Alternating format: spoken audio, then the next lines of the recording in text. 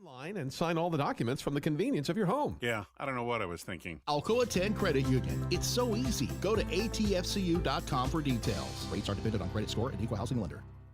With smartphones being such an integral part of our daily lives, it is truly an inconvenience when it doesn't work properly. It disrupts the normalcy of our day. When you go into the cell phone store to have it repaired, they just try to upsell you on a new phone. That's why the owner of iDrop, T. Kell, left those places and opened iDrop. His goal is a happy customer. T. Kell and the team will listen to what you have going on and work to solve the problem of your broken device in a way that best suit your needs, instead of trying to upsell you on something that you just don't need. They don't just repair phones, they can service your laptop or PC as well as your Mac. Windows 7 support is over, but iDrop can help you transition to Windows 10. They have a 5-star rating on Google with hundreds of positive reviews. Let me say that again. I don't think y'all understand how big this is. They have a 5-star rating on Google. Their customer service really speaks for itself. So if you ever find yourself with a device that isn't performing as it should, give iDrop a call at 865-888-9740 or check them out on Facebook at iDrop of Knoxville. If man made it, they can fix it.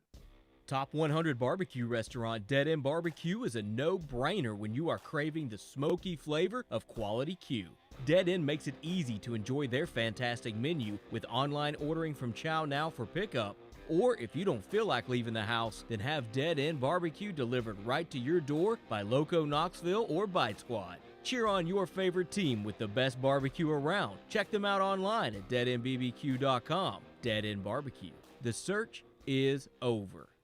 Deep down the middle's got his man, and he's gone. Jason Swain, touchdown. It's time for the Swain Event with your host, Jason Swain. My man. Real sports talk for the real sports fan. All you chumps are gonna bow when I whoop him. It's time for the Swain Event, fueled by Dead End Barbecue. Give me 2 pounds and a Ric Flair.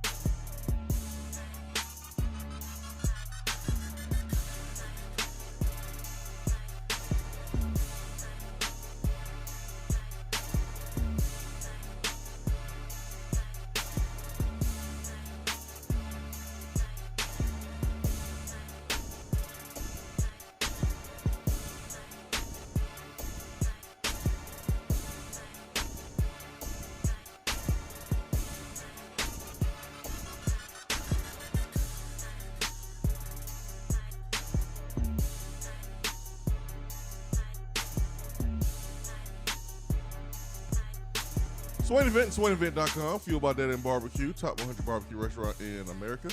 865-255-03. Thursday, best day of the week, June the 24th. Brad Matthews, Jason Swain, live here from the Low T Center studio. Ben McKee, one last day in Omaha. Good morning, sir. Good morning, my good friend Jason Swain. When you're at the airport today and you're on the airplane and you're looking out at Omaha, are you going to give it a one last Peyton Manning, Omaha, Omaha, for old time's sake? Ben, think about all the memories that you created while you were there this past week. No. You've been reminiscing, Because why, man? No. You'll be back soon, right? What do you mean? You'll be back soon. Tennessee plays at Omaha. You'll be there to cover them. So yeah, you should be back soon. That is the expectation. Tennessee baseball received good news yesterday. I'm sure we'll get to that here momentarily. Now. Well, I figured I'd wrap up your thought on me departing from Omaha first. Yeah. Go ahead, man. It's been a fun week, but a disappointing week. I came out here hoping that I'd get to cover Tennessee winning a national championship, and it was a disappointing week to say the least. But still had a good time with some of my good friends on the beat this week, so it was definitely worth it. Bucket list item. Glad I got to come out here and say that I've been to Omaha. So I will not be doing the Peyton Manning Omaha on the plane because of the disappointing week, but I did enjoy my time. Gotcha. If that makes sense. Well, that's all we want, man. We want the best for you, Ben. We want you to have fun. You deserve it. So that's good, my friend. What's the last thing you do in Omaha following a disappointing trip? Pack up my stuff, put it in my suitcase, and head on out. Have some drinks at the bar, at the airport bar. No. Try to find an open and free concert that's outside. So you can go to sleep on the flight quicker. It's only like an hour, 15-minute flight, so I don't know. I didn't try to fall asleep on the way here. Maybe I do on the way back. I am my chili is cold. I mean, I just have zero energy. It just like this entire season in football, basketball, baseball, back to back, going nonstop. It has caught up to me. I am dead. I feel like I do not have a soul. I'm just out of energy. So maybe I do sleep on the way back because your boy is struggling. Well, we were going to let you kind of steer the ship for this first hour and a half, 2 hours till you had to go so we could catch up on sleep. So what's up with that? Well, I think if anything, we should let you go back to sleep since here shortly you will be having zero sleep. I appreciate that, Ben, because those are all facts. Brad, here's another tip for you. Well, not that I necessarily gave you a tip on life to begin with anyways, but the last thing you do in Omaha, can you take a guess? Porcelain throne? I'm sorry, what? Porcelain throne? No. Okay. Take a shot? No. I don't know, man. You got me beat there. Although those Vegas bombs the other night were very tasteful. Enjoyed them very much. Mike Eckler would love them because they had Red Bull in them. Oh, nice. But no more Vegas bombs followed by the tequila. What? He doesn't drink. He doesn't put anything bad in his body except for Red Bulls. He is pure. So he does put something bad in his body. Yeah, no, that's it. Just Red Bull. I wish you could see the amount of Red Bulls that are currently sitting on my counter from the week. The last thing you do in Omaha, Brad, is make sure that you have purchased and packed a shirt for the wifey. Oh, that's key. That's key from McKee. McKee's keys. It's key for any male out there. You make sure that you've packed something to take back to the wifey. Yeah, she did. She did take a charge for you, man, at the wedding. That's wise counsel, Ben. Yeah, you was able to cover the super regional because she went to the wedding. So yeah, man, she laid down a sacrifice bunt for you. That was just as much her friend as my friend. So was it really a charge in the lane? It was. Was it really a sack bunt? Yeah, she squared around 0-2. She still got it down. Yeah, she could have stayed at home, Ben. So for no, sure. Because the bride, she was just as good of friends with the bride and knew the bride a lot longer than I knew the groom. She grew up with the bride. I went to high school with the groom. So really it was more imperative for her to go rather than me. Hey, whatever, man. Whatever. But that's the last thing you do in Omaha, Brad. So you got make the shirt. sure that you get a T-shirt. All right, so you got the shirt. You ready to come on home, and hopefully you can help Tony Vitello sign this contract to make him one, if not the highest paid coaches in college baseball. Maybe you can help him do that. I would gladly.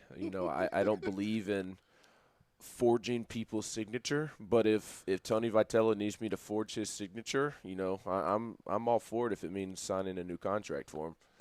Latest report out of LSU. Is this the gentleman's last name you didn't want to butcher? Correct. Glenn. I know the back part of his name is Bo. The butt of his name. The butt of his name is Bo. Gulbo. Anyways, LSU beat Tweet yesterday, breaking that the finalists for the LSU baseball job are Arizona's Jay Johnson, East Carolina's Cliff Godwin, and Notre Dame's Link Jarrett. So, no Tony Vitello on that list, but didn't he also say that the Ole Miss coach is going to be the next coach too? Did he say that before? I don't know if he definitively said that. I know that he reported that Bianco and LSU was picking up steam. The initial favorite. Yeah, so you just gotta be, you gotta really pay attention to the words used. If you listen to the show and you listen to, especially the show on Tuesdays, you hear Austin Price when he's dropping nuggets. You gotta be really, really, really careful about listening to the words that are used because they're used carefully by Austin Price, and Chris Lowe's good at it too. When we talk about Jeremy Pruitt's future, and he's dropping those hints, you got to really read into it. So, let's see here.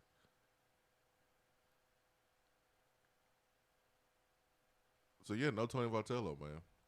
ECU's coach, Notre Dame coach, and Arizona's coach.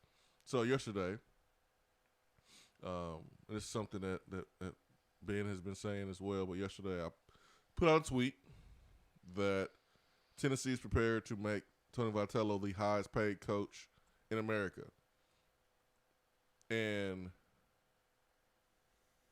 if that were to happen, Tony Vitello would not make it to the 2022 season as the highest paid coach. No. It'd be like a week. It'll be like or a couple days. What was it? Until LSU hires a coach. Correct. What was it been like when Mike Trout got the or Vanderbilt pays Tim Corbin more. Big contract, then it was Bryce Harper, then it was Fernando Tatis, something in that order. But they just kept one-upping each other. So they had the biggest contract. Mookie Betts was in there. They had the highest paid contract ever in MLB history for like 36 hours each. I'm sure Jacoby Ellsbury's bum you-know-what was in there. Oh, yeah. Yeah, Tony Vitello should not be the highest paid coach in college baseball when you have guys like Tim Corbin out there that have won multiple championships. So, so when Tennessee, or if Tennessee truly makes Tony Vitello the highest paid coach, LSU is going to have to pay more than that because these candidates that are just named, LSU has kind of moved the market. Tim Corbin is not going to sit back and let Tony Vitello be the highest paid coach in America because he deserves to be the highest paid coach in America based on his resume. So LSU's job is about to, I think, push the market, reset the market, change the market, however you want to say it. But there's going to be a lot of dudes getting some raises because of this LSU job. We see it every year in football. We saw in Alabama gave Nick Saban one of many raises when his name was mentioned with Texas. We've seen Tennessee help get folks paid. I think Tennessee probably broke a record. I know Keon Johnson had a NBA Combine vertical jump record, but we have the record of getting coaches paid during the coaching search with extensions and raises, things like that. Mike Gundy has started giving his back recently because he took so much from Oklahoma State because of Tennessee. So when I say that Tony Vitello, Tennessee's in line or prepared to make him the highest paid coach, that doesn't mean that he's going to be the highest paid coach in 2022. There's too many coaches out here that have done more that also work at big-time programs that's going to pay a lot of money too. So I'll be surprised if Tony Vitello is the highest paid coach entering 22. But he could be if he signs the contract for a couple days. Yes. And to your earlier point and to your tweet that you had yesterday that Tennessee is prepared to make Tony Vitello the highest paid coach in college baseball, if at minimum one of the highest paid coaches in college baseball, possibly the highest paid until LSU hires a coach, and then the new LSU coach will be the highest paid coach probably in college baseball. The difference, because we've been saying that on the show for a couple of weeks, the difference is Tennessee has made that commitment, been prepared to make that commitment. The difference now compared to what we've been saying over the last few weeks, because we had this conversation while we were in Hoover, is that if Tony Vitello wanted to make it happen at 4 p.m. yesterday, he could have. If he wanted to make it happen at 7 o'clock this morning, he could have. That is the difference. It's no longer about Tennessee is prepared. It's now about when is Tony going to sign. That is the question. And if Tony wanted to do it during the season, he could have too. Yes. Which is why, like, the many times on this program, we've kind of made side jokes about people telling Danny White to pay the man. And it's like, y'all, you don't have to do that. You don't have to do that. The reason why is because Tennessee had already put together a package for Tony Vitello. He didn't want to deal with it during the season. I'm assuming now. Correct. I don't know what the reason is because now the season is over. So I expect this thing to be done, pretty quick, fast, and in a hurry. Yes. That's what I'm expecting. So, assuming that he were to stay at Tennessee, there's no reason that this thing should drag out. And I mean, it's still less than 48 hours, 36 hours since Tennessee season came to an end. And from my understanding, Tony Vitello has taken the end of the season and going 0-2 in Omaha pretty bad.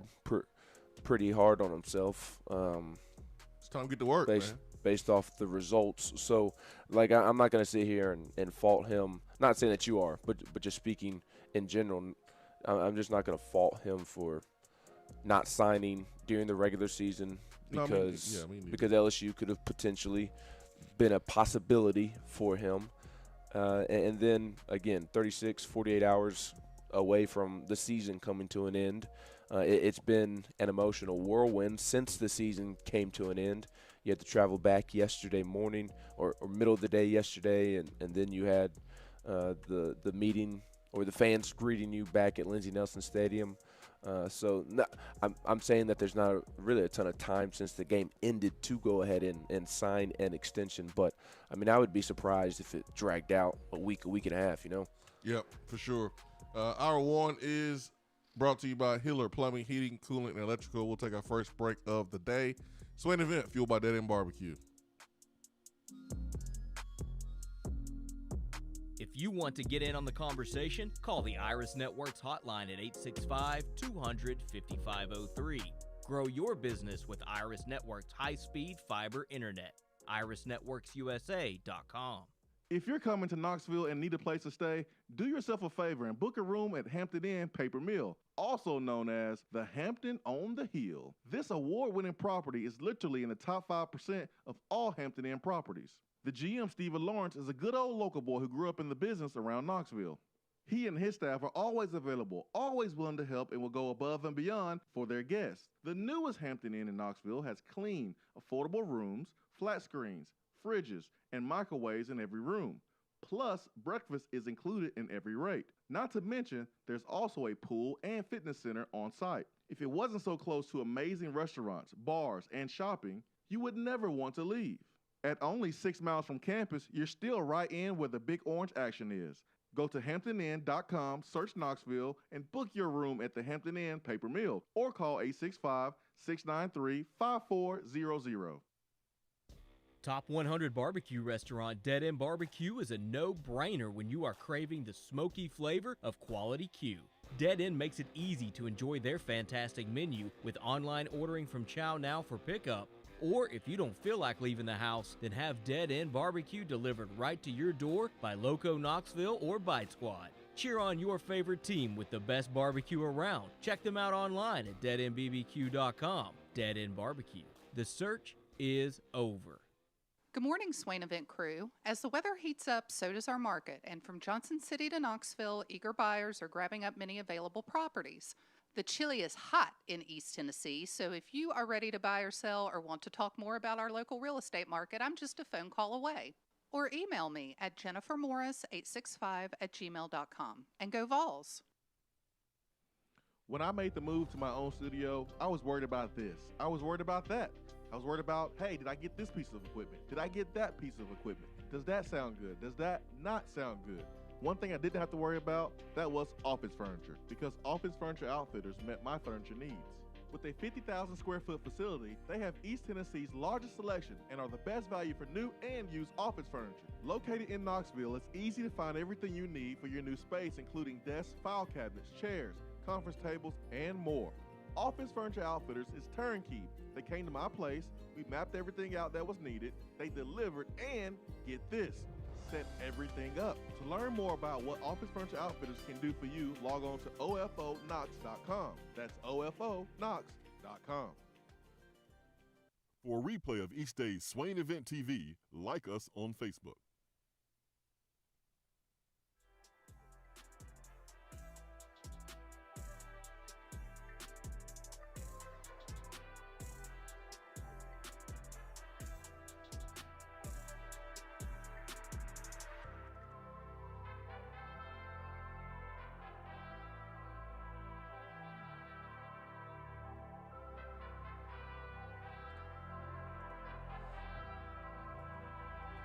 Let's go to the phones this morning. 865-255-03. This morning, let's get to Josh first. Josh, good morning. Hey, good morning, guys. Hey, Josh. I'm doing good. First of all, I want to say, love the show. I love the coverage y'all are giving to this baseball program. For somebody who has never really been in tune with college baseball, you've made a fan out of me. You really have. Between y'all and the coverage y'all have given and the way the program's turned, it's been great.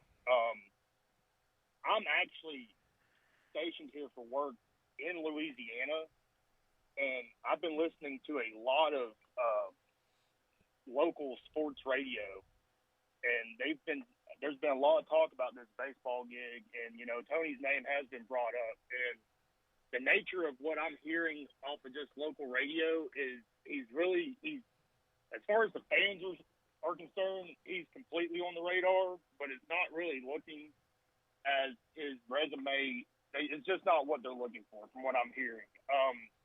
But the question I kind of had, just a thought popped up in my head. Do you think it could be a situation where I know there's a number that was put on the table and he hasn't signed yet? Do you think that maybe he's holding out to see what what the market finally, when the dust settles, do you think he's probably holding out for that LSU job to get locked up to see where the market is as far as numbers go? I mean, I know they said they're willing to make him the highest paid. Like I said, everything I'm hearing on the radios down here, the fans want him, the fans love him from what I'm getting, but it's just they're not really, for some reason, they're overlooking him because of his lack of experience, I guess is more so to say. And I guess that's all I've really got. Do you think it's probably a good opportunity that he's just sitting back and trying to see where the dice fall and trying to get as much money out of it as he can? Ben, you want to go first, or you'll be to go? Yes, I say no. He, in my opinion, he did not sign a contract extension during the regular season for two reasons. The first being that Tony Vitello was truly engaged with his baseball team and trying to win a national championship. You hear that said frequently throughout college sports, whether it be college basketball, college football, college baseball. It doesn't matter the sport. When a coach is perceived as a candidate for a job or is perceived as an up-and-coming head coach, they always say that I'm only focused on my current team, and a lot of it is just a comment, just to make a comment and keep it moving and not allow people to buy into it.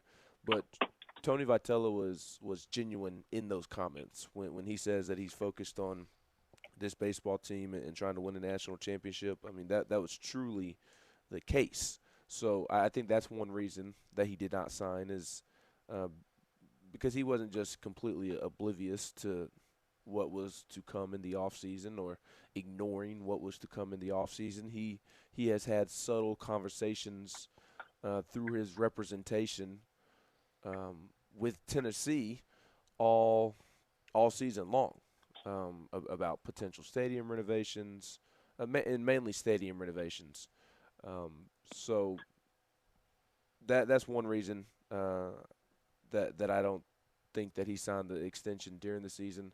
And then also, like I said yesterday and maybe earlier this week as well, I mean, I think there's only a handful of jobs. I don't think you can count to 5 with the amount of jobs that he would leave for. So LSU being the perceived best job in college baseball, I'm not going to fault Tony Vitello. Although I don't like it that Tennessee's coach may bolt for LSU. I'm not going to fault Tony Vitello for maybe wanting to see how it plays out at the end of the season. He has earned the right to interview for the best job in college baseball with all the work that he's done throughout the years to put himself in that position. So I think that's also another reason that he had not signed.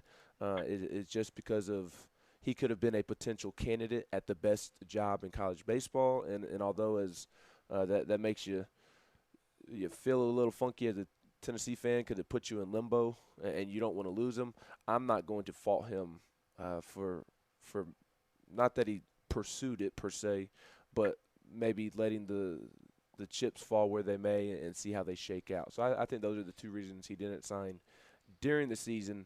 And as far as right now, I don't think he's trying to leverage things into seeing how high his stock is or to pursue other jobs. I don't think he's going to pursue other jobs. It was LSU or bust in terms of Tony Vitello leaving. That was the only job that he would have left for. He wasn't interested in TCU. He wasn't interested in Texas A&M. If Ole Miss were to have come open with Mike Bianco leaving for LSU, if LSU had hired Bianco, he would not have been interested in Ole Miss. So I don't think he's, now that the offseason is here, I don't think he's going to wait or hold off on signing an extension to try and, look at other jobs. I think it was LSU or bust.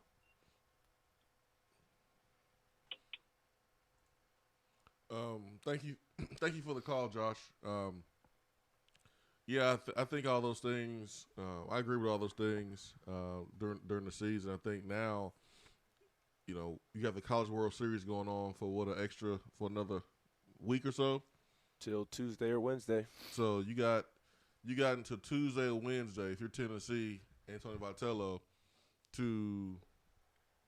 I'm not saying this is a deadline or anything. Like you got to do it, or the deal is off the table. But here's a golden opportunity to still make an impact at the College World Series. If this thing is done and Tony Vitello signs the extension, he gets the raise. They're talking about this at the College World Series. It's a item that is going under on the bottom of your TV screen on the ticker. Yep. And Tony Vitello signs an extension with the Tennessee Volunteers. So there's a golden opportunity. We've been through so many football coaching searches where we have sit here and said, hey, man, what if they announced the head coach during the national championship game in football? And we've had so many opportunities to do that because you get a chance to kind of steal the spotlight and grab some headlines for free. So I think that would be a perfect opportunity to do that. But I understand being 100% focused, 100% locked in.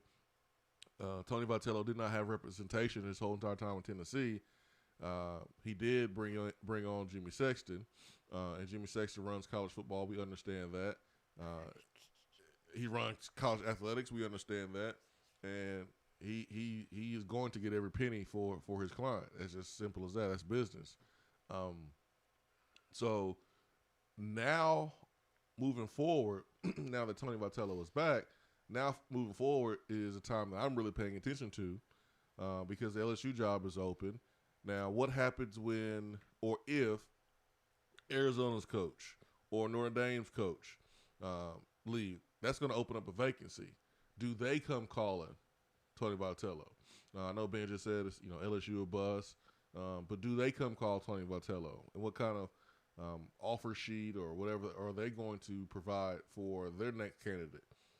Because they're going to lose a good coach. So you don't want to lose a good coach to get a bad one. You want to get one of the ones who are out there that's one of the top ones in the country. So will Tony Vitello be pursued by the school that loses their coach to LSU? That's my question. So I know that Tennessee, and there's a lot of moving parts with the stadium renovations, whether or not you're going to use this new stadium in Knoxville that's bringing minor league baseball here, right, to downtown Knoxville. And then you have assistant coaches' salaries. You got his salary. So there's a lot of moving parts. But I do know that these things have been discussed for weeks and months, and a deal has been put in place. And now it's just really up to Tony to get a sign. If there's any more questions or any tweaks that need to be made, I mean, this is the time to do it. There's no more baseball to be played for Tennessee. So I don't expect this thing to drag out too much longer. But you know who probably doesn't mind if it drags out a little bit longer? Who's on the same campus? Who's that? Josh Heupel. Oh. He's loving every minute of this, guys. Oh, yeah. Yeah, just laying in the weeds, laying in the background.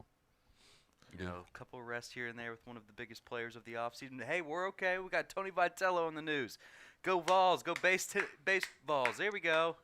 One of the good things, though, that for Josh Heupel is, unfortunately, there's some fans that don't want to pay attention to football.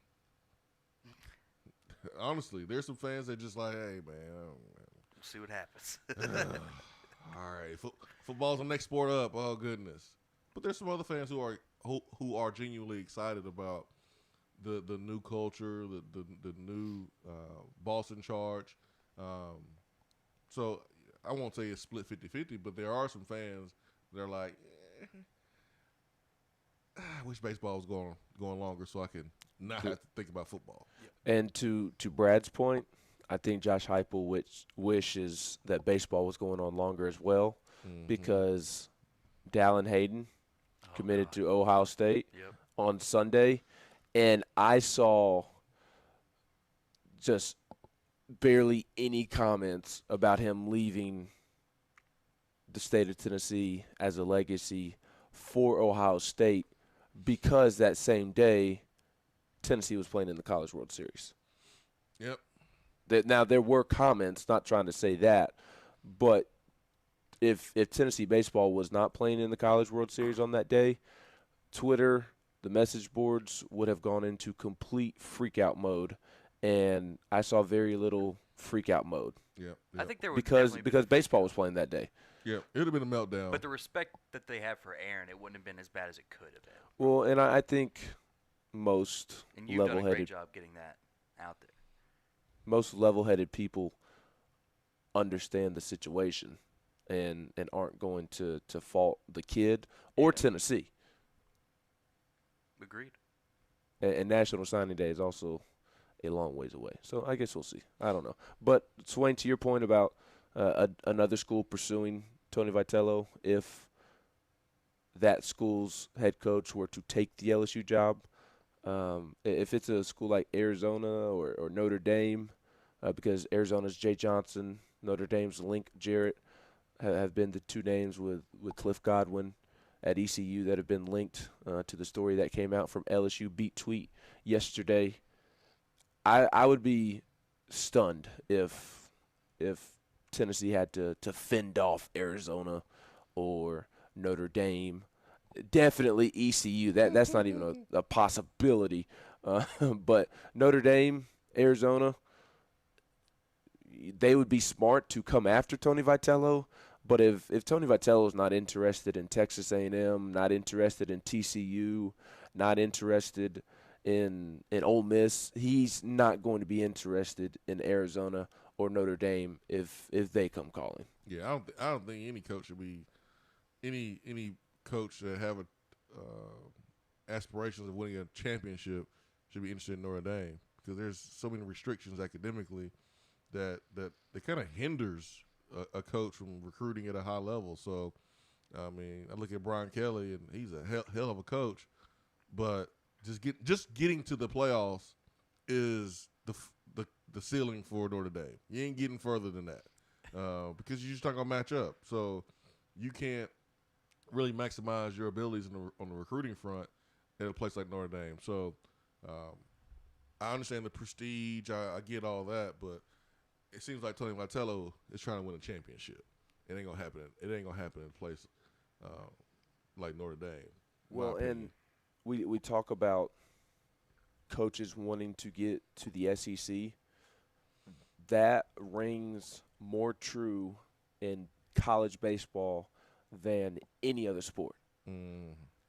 So it's not as dirty in recruiting as football. Correct. Yeah. Now, the fan pressure is still there. Fan pressure is fan pressure regardless of what sport you play in the SEC. But that's also what makes the SEC so special, is because people are so passionate about their schools. But yes, it's not as dirty. But the SEC is truly the cream of the crop in college baseball. And I know football is in football, but in college baseball, it's just extreme. Although the ACC has had a good showing, and it looked like the SEC was really going to have a bad week. I mean, the past two nights the SEC's had to win on miracle walk-offs. Mississippi State's wasn't a walk-off, but it felt like a walk-off. Yeah, they took care of business. With how they – but they were getting no hit in the eighth inning.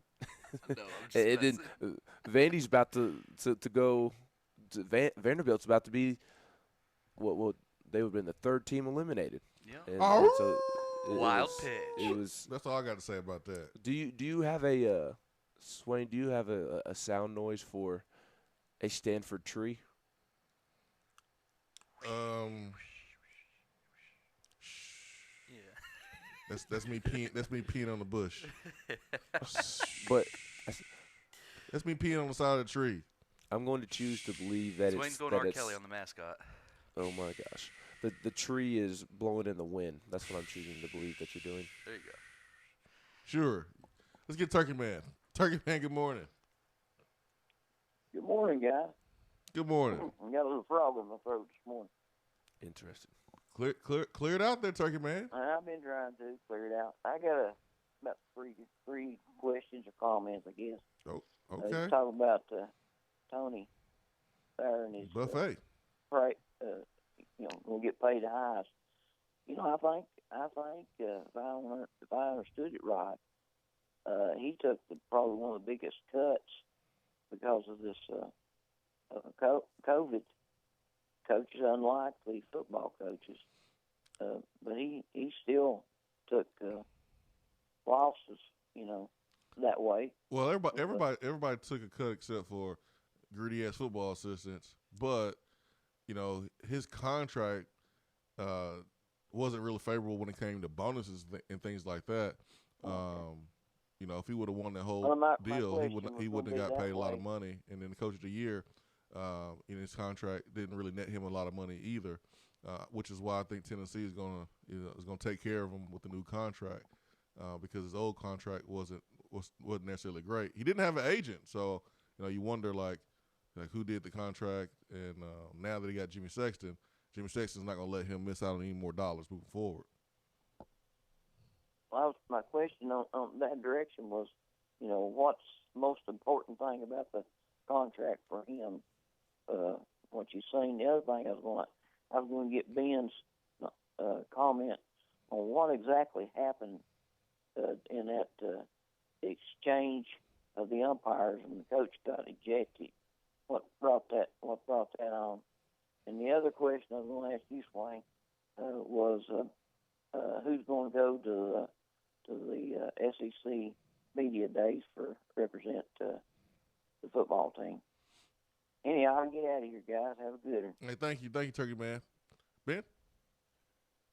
So yesterday I misspoke when we were speaking about the Ross Kivett ejection. Tennessee was not hitting when he did get ejected. He was frustrated by the lack of control from the pitcher, which I believe at the time was Blade Tidwell, if I'm remembering correctly. But regardless, Kivett was upset with what was going on in the game, and he slammed his hand down on the rail, and that's when he got ejected. He got ejected for throwing his hand down, slamming the dugout rail, and the third base umpire, who was all the way on the other side of the field, the furthest away from the Tennessee dugout, the furthest away from Ross Kivett, who has had history with Ross Kivett dating back to when Ross Kivett was playing college baseball, ejected him for smacking the rail. And then that's when you saw Ross Kivett just absolutely lose his mind, and everything you saw on TV, the reading of the lips and the binder throwing, that's when all that took place. But who knows? Brad made the point that maybe they were chirping in the dugout, which I'm sure that they were chirping in the dugout. This Tennessee baseball team chirps in the dugout all 9 innings, regardless of the game. Whether it's February or June, the Tennessee baseball team chirps in the dugout at the umpire. So I'm sure that was going on, and maybe that was a build-up. But even if they were chirping, you don't eject somebody for slamming their hand on the rail, especially when you're all the way on the other side of the field and the furthest away from the dugout. So Ross Kivett slammed his hand on the rail because he was upset with something that had just taken place there in the game, and then after he got ejected, that's when he blew up, and you saw everything on TV. Yeah, Ross only said, "I kick your tushy." That's all he said. Oh, is it? Yeah, that's all he said. I read his lips. "I'll kick your tushy." That's what he said. I don't think you know how to read lips properly. I read his lips. Slow-mo. "I'll kick your tushy." That's what he said. Case closed, all right? It's not up for debate. He tweeted out 14 hours ago, "Wow, what a ride. This 2021 group took us on. Such an easy group to come to work for. So proud to be a part of it. Vol Nation stood up taller than ever before. It was an honor to represent you, even if the chili got a little too hot at times." That was from Ross Kivett 14 hours ago. 5 p.m. yesterday.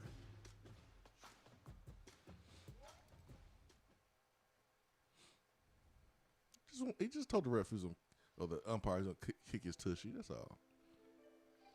I like how Vol Twitter ended the dude yesterday, who was trying to bring all this attention to, Ross's behavior. Hey man, it happens. Especially in baseball. It happens. It happens. If you are the superiors, you say, Hey Ross, we can't be doing that here in Tennessee. Can't be doing it.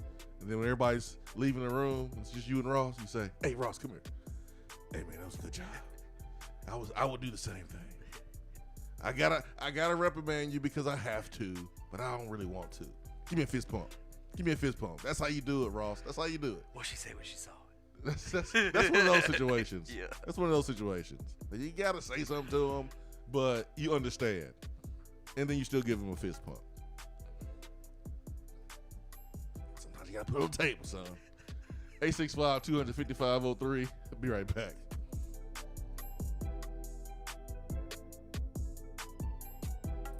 I'm Vince Moore, wide receiver, VFL 1991, and you're listening to the Swain Event. JC's Tree and Landscaping Service specializes in quality tree work done at an affordable price. Trimming and removing trees are their specialty. They also offer other services like land clearing, stump grinding, crane services, and all of your basic landscaping needs for both commercial and residential. JC's will give you a free estimate and beat any written quote by a competitor to guarantee that you get the lowest price around. Don't risk your land with a fly-by-night service. JC's Tree and Landscaping is licensed and insured. Give them a call at 865-599-3799. Out-of-town law firms have been swarming into East Tennessee lately. Firms from Memphis, Chattanooga, and Birmingham have stormed into the area. Wouldn't you rather do business with a local law firm? You know, a true neighbor. Marcos Garza and the pros at the Garza Law Firm are just that. They are our neighbors and friends that support local causes year-round. The Garza Law Firm works to serve you professionally on criminal matters, injuries and accident matters, and Social Security and disability filings. The Garza Law Firm is here for you at GarzaLaw.com. The Garza Law Firm. Let us help. Guys, your health right now is more important than ever. I recommend Low T Center. That's where I get my levels checked. It all starts with the annual wellness exam where they do a comprehensive health assessment exclusively for men, making it quick and easy to take care of your health. And now they offer monitored self-inject at-home testosterone treatment. Most insurance is accepted. Go to lowtcenter.com now to book your appointment and make your health a priority. Low T Center, reinventing men's healthcare. Top 100 barbecue restaurant Dead End Barbecue is a no-brainer when you are craving the smoky flavor of quality Q. Dead End makes it easy to enjoy their fantastic menu with online ordering from Chow Now for pickup. Or if you don't feel like leaving the house, then have Dead End Barbecue delivered right to your door by Loco Knoxville or Bite Squad. Cheer on your favorite team with the best barbecue around. Check them out online at deadendbbq.com. Dead End Barbecue. The search is over.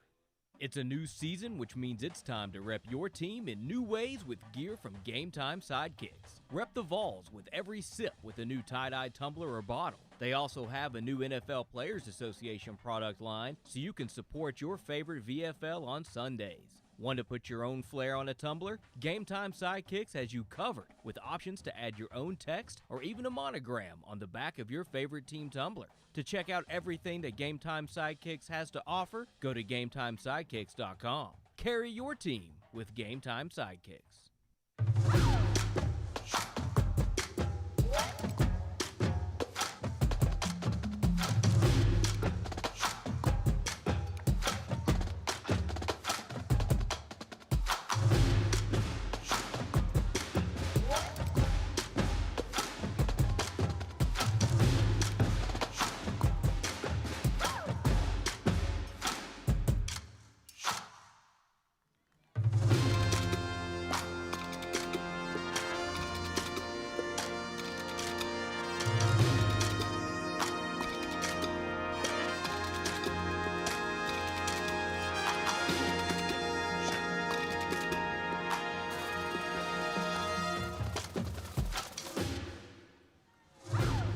Time for Around the SEC. It's Brad Matthews, Jason Swain, and Ben McKee on your free Swain Event app for Android Apple devices. You can view the show on Twitter, Facebook, and YouTube. We got a couple segments coming up. Attaboy, touchdown, turnover. But first, let's go around the SEC. And Ben, what do you have for us today? I know Tennessee's involved today. Yes, Tennessee is involved, but the big news out of the SEC right now is what we led the show with this morning, and that is that according to a report from Glenn Gullible. Huh? Gullible. Hold on, man. I got the howtopronounce.com. I got his name pulled up. Do you have the Cajun accent in there? Shoot him. Nah, I don't. Glenn Gullible of the Lafayette Daily Advertiser. Giblo. I don't even understand what she's saying. What is she saying? I don't know. What kind of website is this? This is howtopronounce.com. I put his last name in, and I can't even understand her. Guibo. No, I don't think she's saying. Did she say gazebo? I gotta ask Matt Moscona. Guibo. I gotta ask Matt. Yes, ask him to spell it out phonetically. I need him to call in and just say his name and hang up. That's fair. Or give us his take and inside information on what's going on there. He's been on vacation. He actually been up here. He's been up here the whole time. Did you go have lunch with him? In Pigeon Forge. No, man. I'm still mad at LSU fans. Gotcha. Anyways, Mr. Glenn of the Lafayette Daily Advertiser reported that Arizona coach Jay Johnson, ECU coach Cliff Godwin, and Notre Dame coach Link Jarrett are the final three candidates for the job. So that was the biggest news around the SEC yesterday. The next biggest. Is it Tennessee themed? I think it should be Tennessee themed. Okay, well, I think I was going to save it for Attaboy if we're thinking.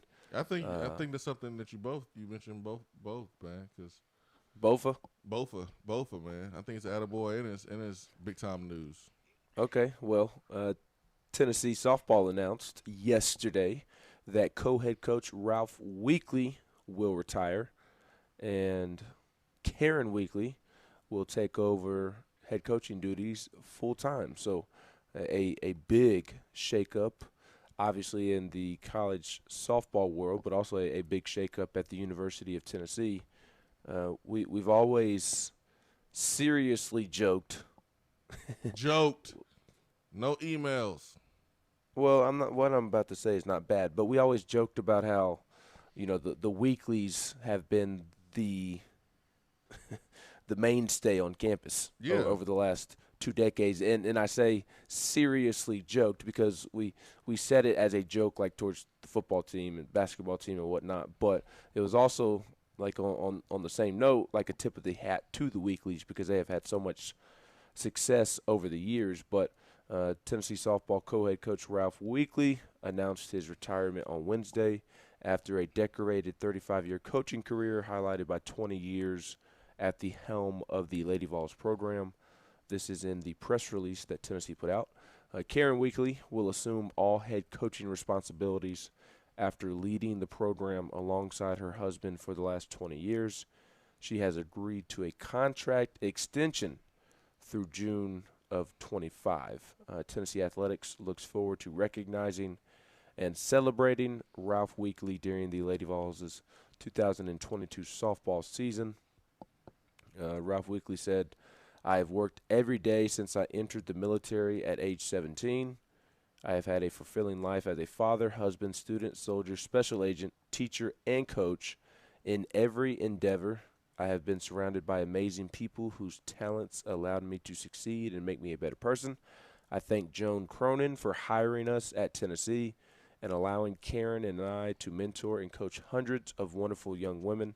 I was fortunate to work with many fantastic coaches and administrators, to include the legendary Pat Summitt. I thank every player I have ever coached for their commitment to excellence on and off the playing field. Each player, male or female, has a place in my heart. I will always be a VFL and cherish the memories I made at each stop. Most of all, I thank my family for their support, patience, and counsel. Karen is the smartest person I have ever known. I know she will make Tennessee softball even greater and continue our quest for a national championship." So Ralph Weekley finishes 1,450 and 481. So 1,450 career wins, and that includes Pacific Lutheran 1986 to 1994, Tennessee Chattanooga, 1995 to 98, and also 2001, and then at Tennessee from 2002 to 2021. So his 1,450 career wins is number 4 all time among NCAA softball coaches in career wins. Have y'all seen the video clip of, or I think it's a GIF of the person swinging on the swing while there's like a huge fire in the background, and they just look so calm and collected and no worry in the world, not a bit of a concern in the world. That reminds me of like the weekly softball program. Because think about like the times they've been here at Tennessee together, and all the crap that's been going on in the background with basketball recruiting scandals with Bruce Pearl, the barbecue, just recently with Pruitt, and then all the coaching searches and the failure at football games and all that.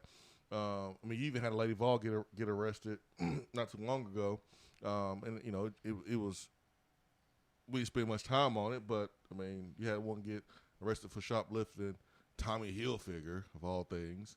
So like you have all this stuff that's been going around the softball program with other sports, and all they've done is graduate their girls, compete for championships.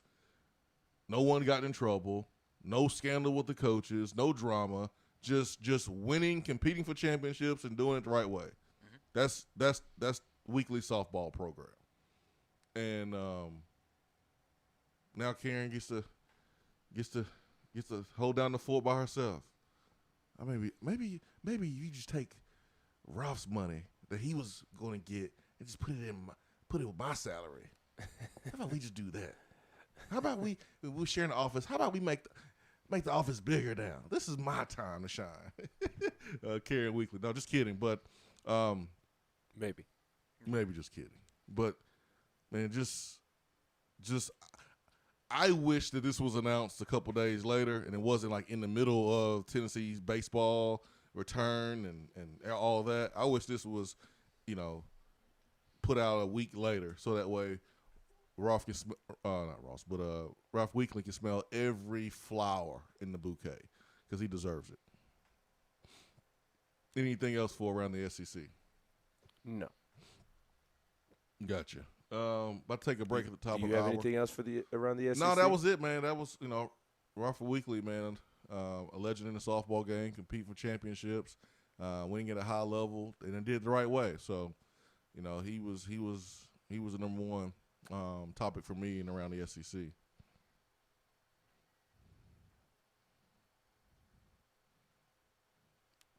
Vol in Birmingham says, it is so surprising to me that people still try to come at Vol Twitter. Vol Twitter will jump on you faster. Oh, my gosh.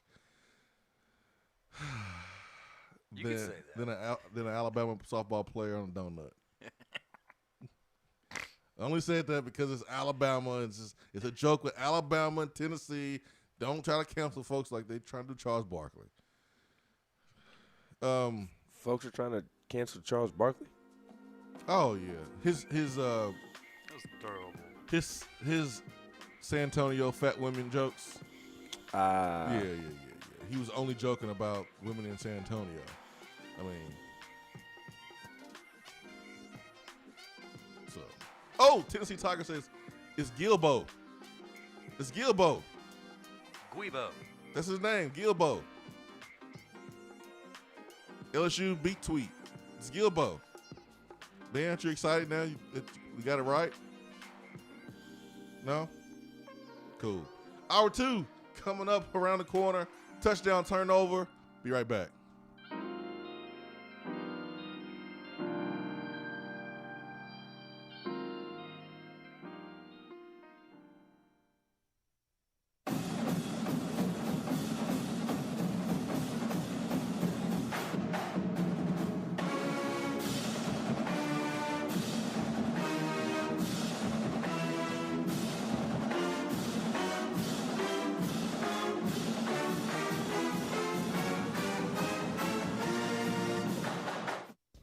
Top 100 barbecue restaurant Dead End Barbecue is a no-brainer when you are craving the smoky flavor of quality Q.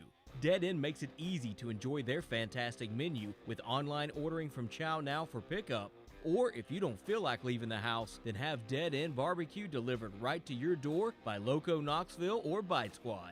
Cheer on your favorite team with the best barbecue around. Check them out online at deadendbbq.com. Dead End Barbecue. The search is over. Is that as low as you can go? Okay, thank you. Hello, is that as low as you can go? Okay, thank you. What are you doing? Calling around to get the best rate on a car loan. Why? Everyone knows Alcoa 10 is the best choice to purchase a vehicle or refinance your current loan. And with low interest rates and 90 days to your first payment, it's a no-brainer. You can even apply online and sign all the documents from the convenience of your home. Yeah, I don't know what I was thinking. Alcoa 10 Credit Union. It's so easy. Go to atfcu.com for details. Rates are dependent on credit score and equal housing lender. When you see the happy face on our truck, you'll be smiling because you'll know that you're in love. At Hiller, we care about your family's comfort all year long. If you get caught without air conditioning this summer, we're offering a free service call with any repair. That's a free service call when we do the work on your HVAC system. Visit happyhiller.com to schedule your appointment today. Call the happy face truck today. Top 100 barbecue restaurant Dead End Barbecue is a no-brainer when you are craving the smoky flavor of quality Q. Dead End makes it easy to enjoy their fantastic menu with online ordering from Chow Now for pickup. Or if you don't feel like leaving the house, then have Dead End Barbecue delivered right to your door by Loco Knoxville or Bite Squad. Cheer on your favorite team with the best barbecue around. Check them out online at deadendbbq.com. Dead End Barbecue.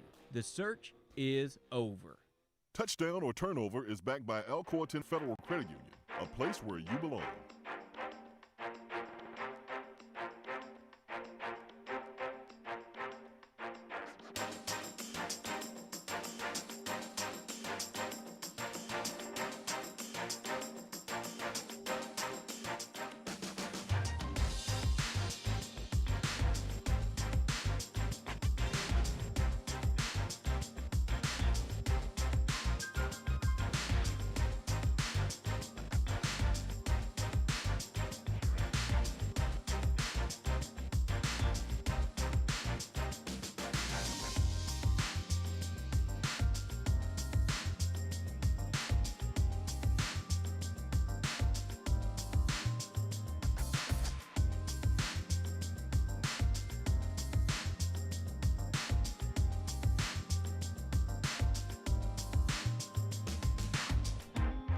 Swain Event fueled by Dead End Barbecue, top 100 barbecue restaurant in America.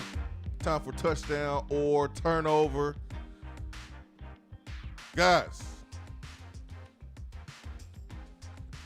Yes, sir. Will the Atlanta Hawks win the Eastern Conference Finals?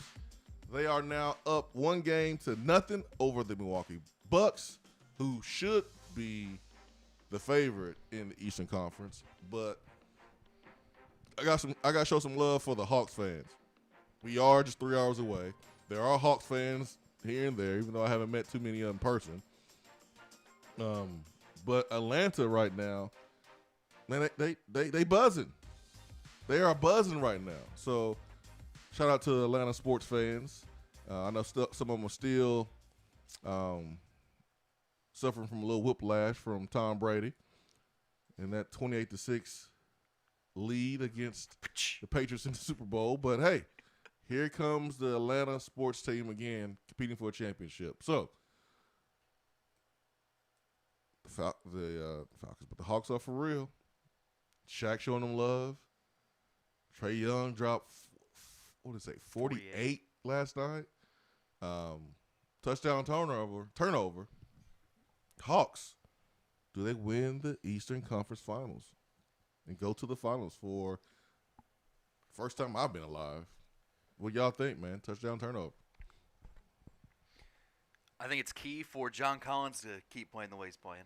I think defensively, I mean, he's putting up nearly a double-double every game here in the playoffs, postseason.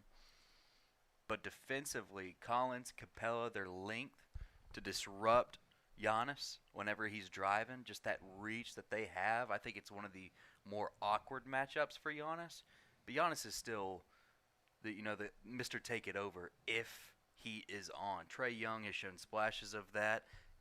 I think Trae Young can keep it up, but Capella and Collins are the important factors here for the Hawks. I'll say touchdown. They pull it out. You picking the Hawks? I'm picking the Hawks. I think they're the hotter team. They got something Bucks going. are the better team, but team playing their best basketball right now is the Hawks. Man, they got something going right now, man. The Hawks got something going. Ben, what do you think? They really do.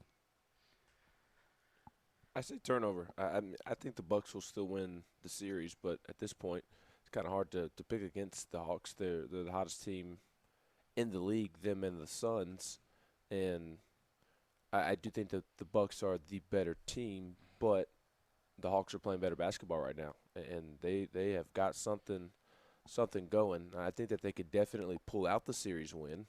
Again, it would surprise me just because on paper you would expect the Bucks to do so, and after just one game, I'm gonna stick to that prediction or stick to that feeling. I guess the Bucks were down to the Nets, if I remember correctly. So, 2 games. Not a great.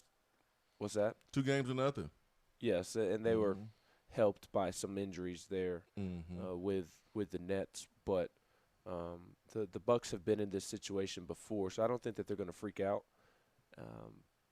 And I'm sure that they will make adjustments to slow down Trae Young. They're not going to stop Trae Young. He's too great of a player, but you can't let him get what he finished with last night, 45? 48. You can't let him get 48.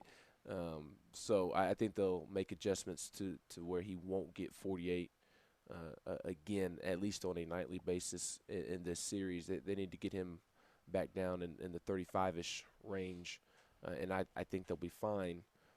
But it's hard to pick against the Hawks right now. They're playing great basketball, and again, I'm just one game in. I'm gonna stick to the chalk. Theoretically, Giannis and the Bucks should handle business. They're the older team. They've been together longer. They didn't have to fire their coach middle of the season. So theoretically, the Bucks should win. And I'm not ready to change my pick yet, but man, the Hawks are playing great basketball right now. They're fun to watch, especially when Trae Young is throwing oops off the backboard, and John Collins is putting his male parts on the back of somebody's neck and telling him that he's too little. Fun to watch right now. Somebody give that man a daddy hat. Yeah, he would get one, right? I'm going to turn over. I think the Bucks will advance.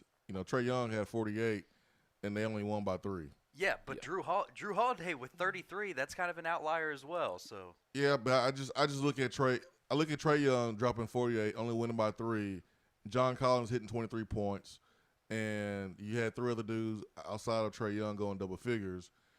I look at the Hawks as, all right, let Trae Young get his. He's a point guard. He can shoot anytime he wants to. He has unlimited range.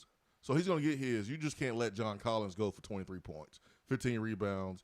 You can't let other guys take over. And that's going to be the Bucks' problem. I think they'll come back, make adjustments. And only shot 25% from deep. Yeah, and the Bucks, they're usually better than that. They're one of the best three-point shooting teams in the league. Last year they were the best. This year it's the Clippers. But I'm going to go turnover. As much as I like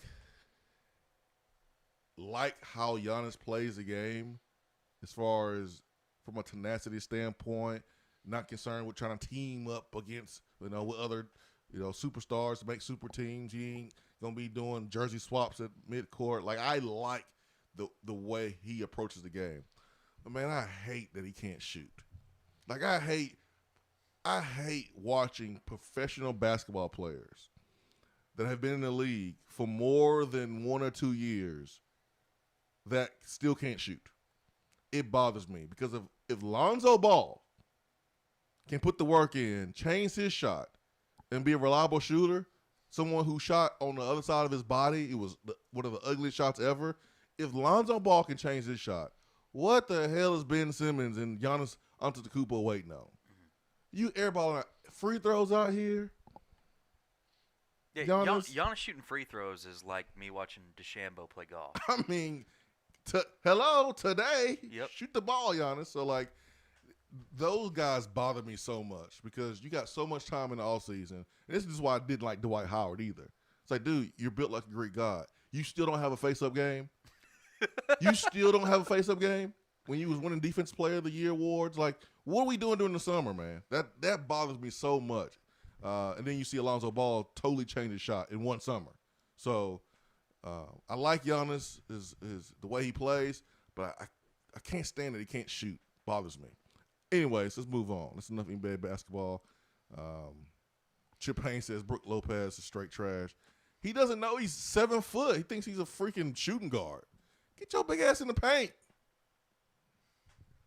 Euros wouldn't be out there shooting. I tell you that much. Euros knows his role. You're right. He'd be too busy sitting on the bench. He knows his role. Sitting on the bench. He knows his role. Brook Lopez reminds me of my man Pons. Get in the paint. You big and athletic. He's trying to shoot all these threes. 6'5.5" without shoes. Man, hey, young. 4% body fat. Pons had a good day at the combine too. Oh yeah. Yeah, him and Keon. Volstorm says he was watching Big Orange Mac Hump Day video. Thanks, Volstorm. Wait. Thank you for that. That's how you start your morning, Volstorm? Other McKee says Hawks in 5. Vol BT says just tuning in this morning, and I get a notification. It is as special as we thought. I mean, we all knew he was special. We all saw the draft projections all season long, right? Where they had Keon as a lottery pick. So we saw that. And we saw flashes of, I mean, did you not see the dunk against Georgia? I knew that vertical was well above 40 on that dunk. And the way he competes at a high level, all the things that Keon is missing, those things can be developed. He's going to shoot the basketball. He's going to handle the ball a whole lot better. That wasn't his strong suit his freshman year, but he's a freaking competitor. He's a dog. He's athletic as all get out. Yeah. Yeah, I think we knew he was special for a while. Yeah, and that's not going to change his draft stock. No. The league already knows that Keon Johnson is a freak athletically. And that's not, as great as that moment was, all it did was confirm what everybody knew, and that was that he was just a freak athletically. It reminds me of an NFL wide receiver, a college wide receiver, who is blowing past everybody on film, who's showing you that he's faster than everybody already, and then he runs a 4.22 at the combine. That's just basically solidifying how athletic he is, and doing it on that stage. You have your Al Davises who are like, oh, I just saw that in person. I saw that in person. That's different than just seeing it on film, in a game. I saw it in person. I saw it at the combine, and now that player is in the front of your mind. That's all Keon did, was just put guys on the front of, put himself in the front of GMs and decision makers' mind with that record. Because that's a record.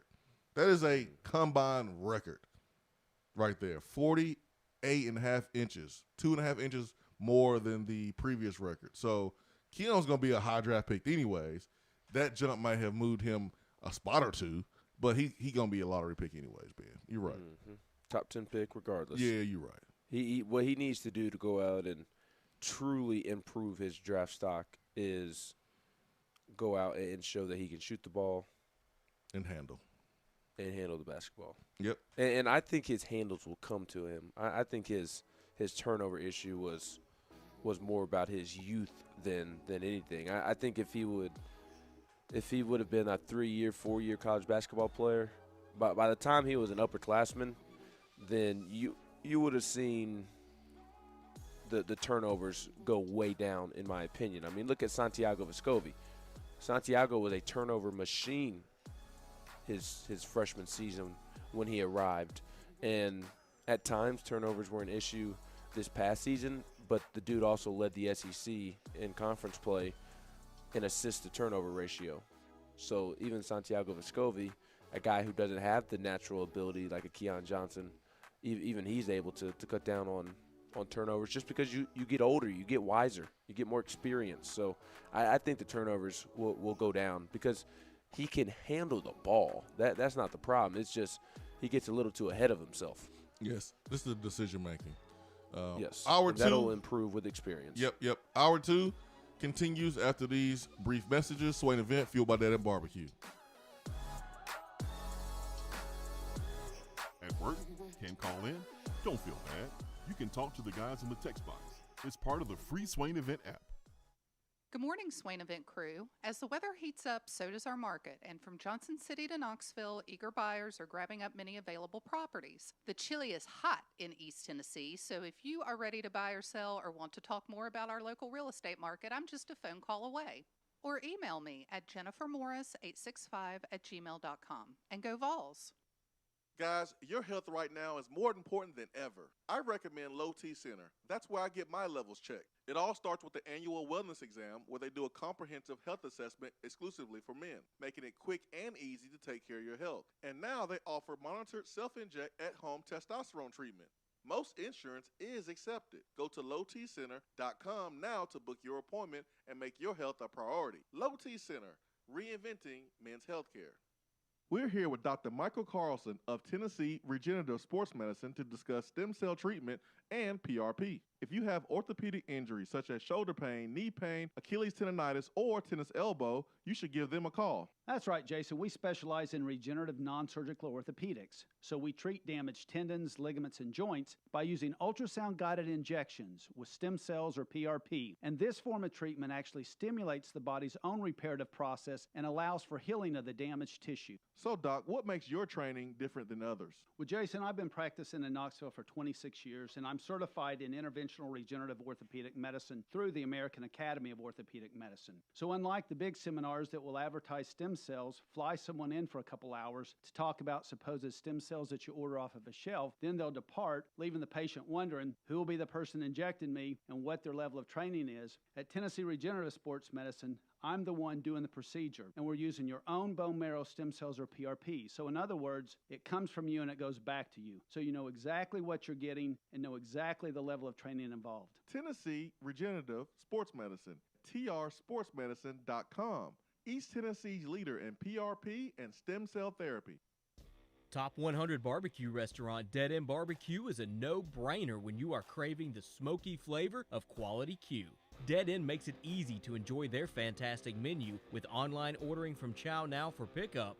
Or if you don't feel like leaving the house, then have Dead End Barbecue delivered right to your door by Loco Knoxville or Bite Squad. Cheer on your favorite team with the best barbecue around. Check them out online at deadendbbq.com. Dead End Barbecue. The search is over.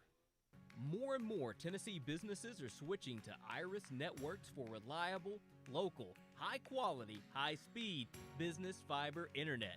Iris provides direct internet access from 10 megs to 10 gigs with no payments for 90 days. Iris also offers next-generation business phones with work-from-anywhere capability from the mobile or laptop app. With local sales, support, and service, Iris is a partner in the community. Learn more at irisnetworkusa.com or call 865-448-IRIS.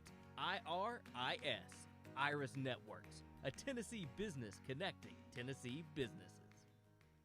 I just wanted to come by and congratulate you on the great work you've been doing. I like your style. You remind me of a young me.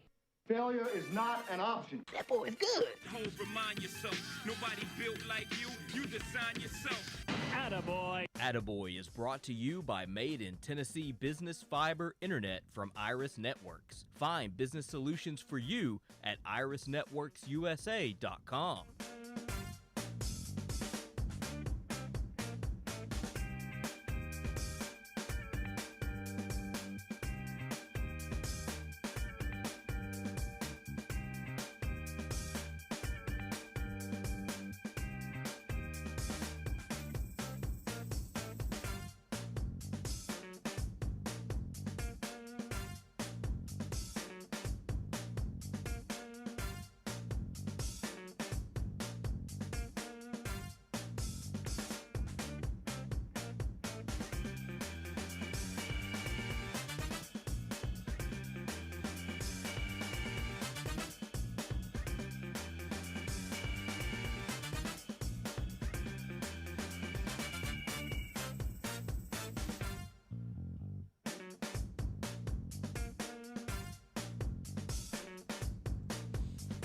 Swain Event fueled by Daddy and Barbecue. Attaboy is brought to you by Iris Networks, business, internet, and voice.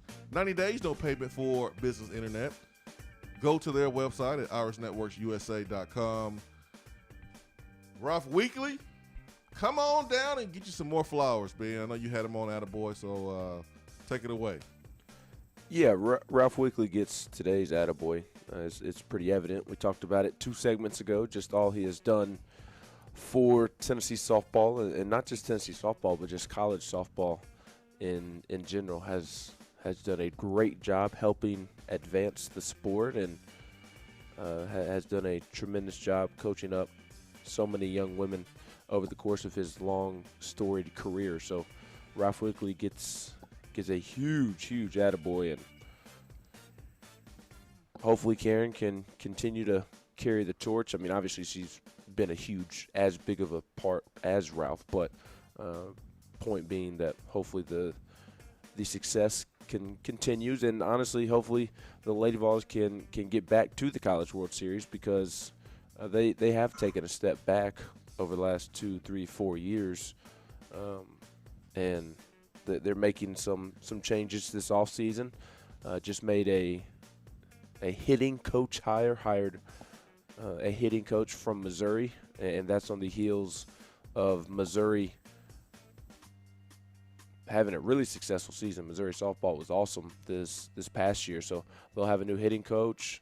It'll just be Karen, and then there's also been some key transfers already for Tennessee softball, with Allie Shipman, the team's catcher, and one of their better players entering the transfer portal yesterday. So we'll see what happens with Tennessee softball in the coming years, but hopefully they can get back to where Ralph and Karen had them when Monica and Abbott and so many other great teams that they had.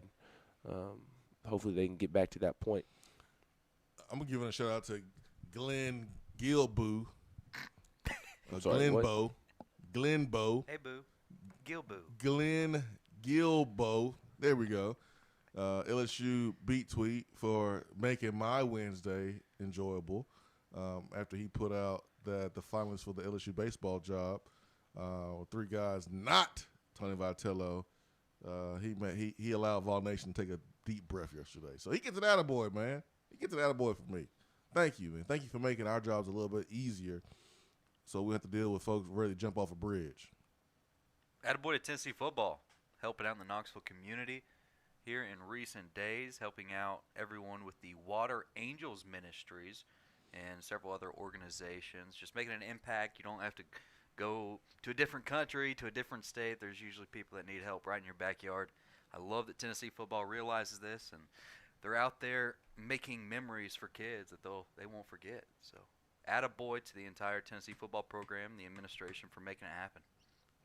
Love it. I love it, man. This is a good time to gain some perspective, man. When you go out there, serve others, and you get a chance to see the Vol fans that got a lot of money and got everything, and you get to see Vol fans that don't and struggling and need some help, and you're there to provide assistance, and you get a chance to see that big old smile on these kids' faces, and it puts things in perspective in a huge way. So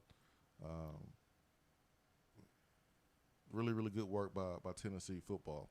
I feel like my attaboy was terrible compared to y'all's, man. That's a pretty good job, guys. Pretty good job. Let's hit up the text box.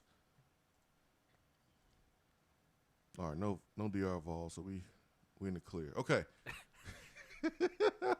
Oh man. John K says, did y'all see the Florida player quote tweeting the Lindsey Nelson legends? What's up with that? Is he transferring? John K, I did not see that. So, I asked the guys during the break. None of us saw that. Shoot us the tweet if you can, and I want to check it out.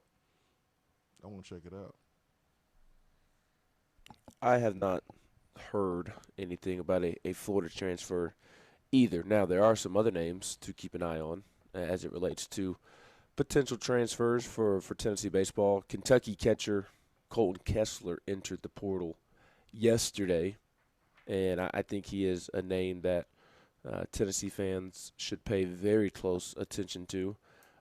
If you remember, Colton Kessler is the one who hit the home run to help beat Vanderbilt and hand Tennessee the SEC East the last Sunday of conference play. Hero. He's from St. Louis. His dad is friends with Vitello, and Tennessee needs a catcher because Jackson Greer is graduated and Connor Pavoloni is expected to be drafted. So Colton Kessler would be a huge pickup for Tennessee, and I think Tennessee's in a really good spot there. He is a Buster Posey Collegiate Catcher of the Year semifinalist, and he had a tremendous season this past year.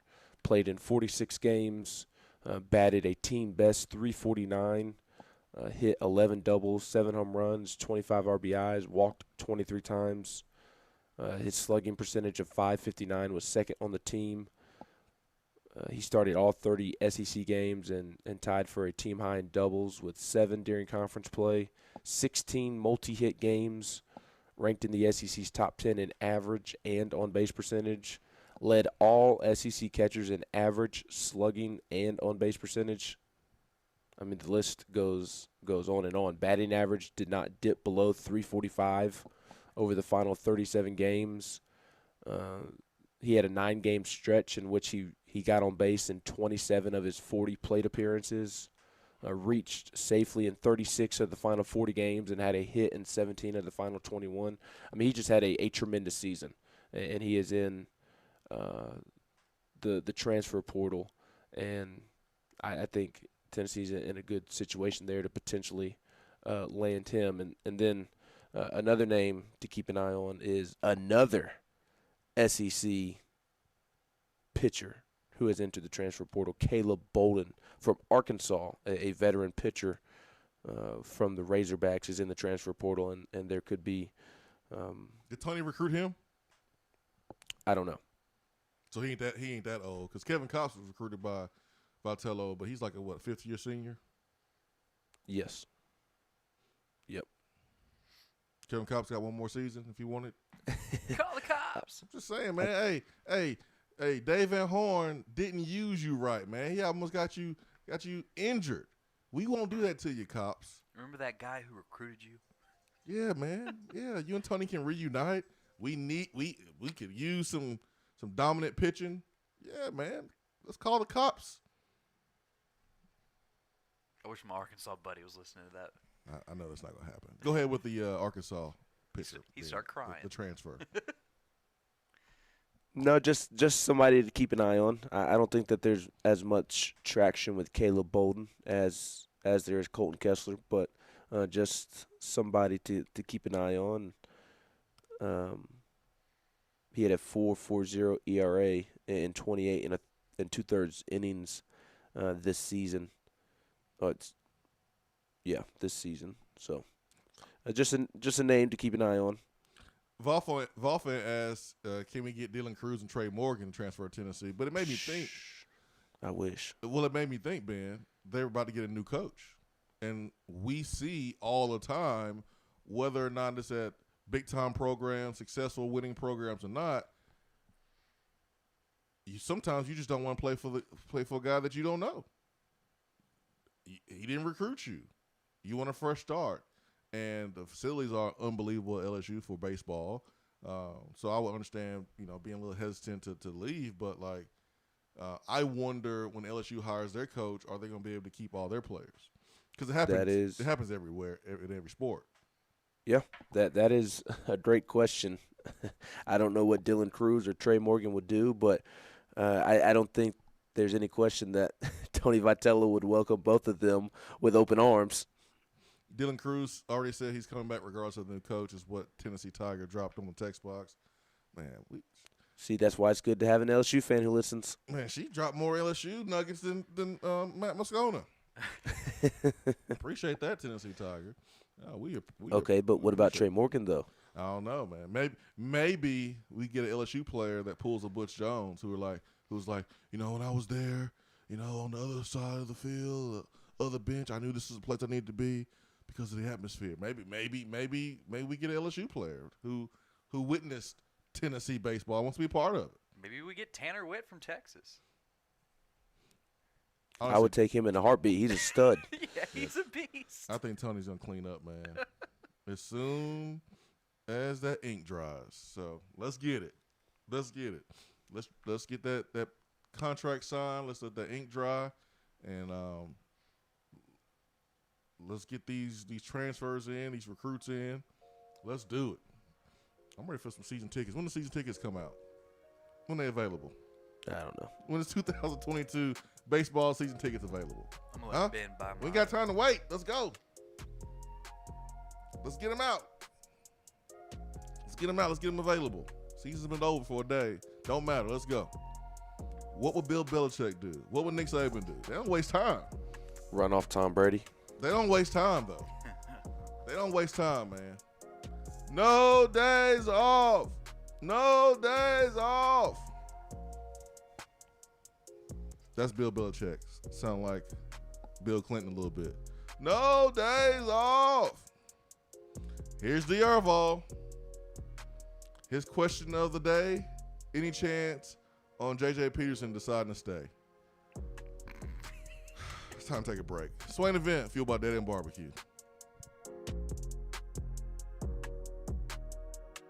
While the other guys are taking guesses, the Swain Event is taking you behind the scenes and in the huddle every morning from 7 till 10 right here. We're here with Dr. Michael Carlson of Tennessee Regenerative Sports Medicine to discuss stem cell treatment and PRP. If you have orthopedic injuries such as shoulder pain, knee pain, Achilles tendonitis, or tennis elbow, you should give them a call. That's right, Jason. We specialize in regenerative non-surgical orthopedics. So we treat damaged tendons, ligaments, and joints by using ultrasound-guided injections with stem cells or PRP. And this form of treatment actually stimulates the body's own reparative process and allows for healing of the damaged tissue. So, Doc, what makes your training different than others? Well, Jason, I've been practicing in Knoxville for 26 years, and I'm certified in interventional regenerative orthopedic medicine through the American Academy of Orthopedic Medicine. So unlike the big seminars that will advertise stem cells, fly someone in for a couple hours to talk about supposed stem cells that you order off of a shelf, then they'll depart, leaving the patient wondering who will be the person injecting me and what their level of training is. At Tennessee Regenerative Sports Medicine, I'm the one doing the procedure, and we're using your own bone marrow stem cells or PRP. So in other words, it comes from you and it goes back to you. So you know exactly what you're getting and know exactly the level of training involved. Tennessee Regenerative Sports Medicine, trsportsmedicine.com. East Tennessee's leader in PRP and stem cell therapy. When I made the move to my own studio, I was worried about this. I was worried about that. I was worried about, hey, did I get this piece of equipment? Did I get that piece of equipment? Does that sound good? Does that not sound good? One thing I didn't have to worry about, that was office furniture, because Office Furniture Outfitters met my furniture needs. With a 50,000 square foot facility, they have East Tennessee's largest selection and are the best value for new and used office furniture. Located in Knoxville, it's easy to find everything you need for your new space, including desks, file cabinets, chairs, conference tables, and more. Office Furniture Outfitters is turnkey. They came to my place, we mapped everything out that was needed, they delivered, and get this, set everything up. To learn more about what Office Furniture Outfitters can do for you, log on to ofonox.com. That's ofonox.com. Top 100 barbecue restaurant Dead End Barbecue is a no-brainer when you are craving the smoky flavor of quality Q. Dead End makes it easy to enjoy their fantastic menu with online ordering from Chow Now for pickup. Or if you don't feel like leaving the house, then have Dead End Barbecue delivered right to your door by Loco Knoxville or Bite Squad. Cheer on your favorite team with the best barbecue around. Check them out online at deadendbbq.com. Dead End Barbecue. The search is over. It's a new season, which means it's time to rep your team in new ways with gear from Game Time Sidekicks. Rep the Vols with every sip with a new tie-dye tumbler or bottle. They also have a new NFL Players Association product line, so you can support your favorite VFL on Sundays. Want to put your own flair on a tumbler? Game Time Sidekicks has you covered with options to add your own text or even a monogram on the back of your favorite team tumbler. To check out everything that Game Time Sidekicks has to offer, go to GameTimeSidekicks.com. Carry your team with Game Time Sidekicks. Out-of-town law firms have been swarming into East Tennessee lately. Firms from Memphis, Chattanooga, and Birmingham have stormed into the area. Wouldn't you rather do business with a local law firm? You know, a true neighbor. Marcos Garza and the pros at the Garza Law Firm are just that. They are our neighbors and friends that support local causes year-round. The Garza Law Firm works to serve you professionally on criminal matters, injuries and accident matters, and Social Security and disability filings. The Garza Law Firm is here for you at GarzaLaw.com. The Garza Law Firm. Let us help. You don't have to take an L just because you can't listen to the Swain Event live. You can catch up on the podcast posted daily on the app, online, and on iTunes.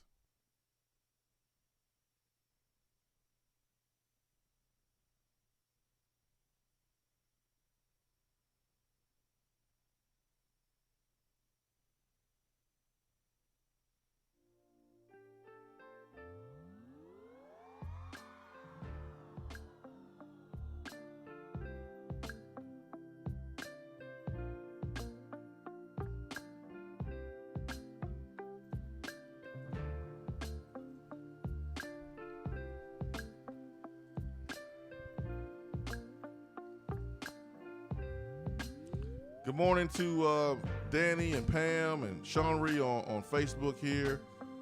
Terry, good morning, good morning, good morning. Heading over to YouTube. Donovan wants me to tell you, Ben, that you are bad luck. Ben was at the Super Regional, though. Just like I was watching the game. At Drew Gilbert's walk-off grand slam, and at Max Ferguson's 3-run home run. Yeah, to beat Arkansas. I don't think we can say Ben's bad luck. Watched Evan Russell's grand slam. Watched all 4 of the past seasons of the Tony Vitello era while y'all were sitting on the sidelines. Oops, did I bring that up? While they were sitting on the sidelines. Well, most. Yeah, there you go. Most fans or most what? Most everybody. Fans. Oh, okay. Hey, what was your favorite Was I- moment of this season, Ben? There's a Drew lot of Gilbert options. grand slam. Say what? Drew Gilbert grand slam. Yep, Wright State. In the regional? Mm-hmm. Yeah. My voice still ain't the same from that. Yeah, Tony running out the dugout. My voice still isn't the same from the concert 2 nights ago. Yeah. Here's a question on YouTube, man. It's a really good question. Do you guys think it's fair for some fans to continuously refer to Salter as a thug?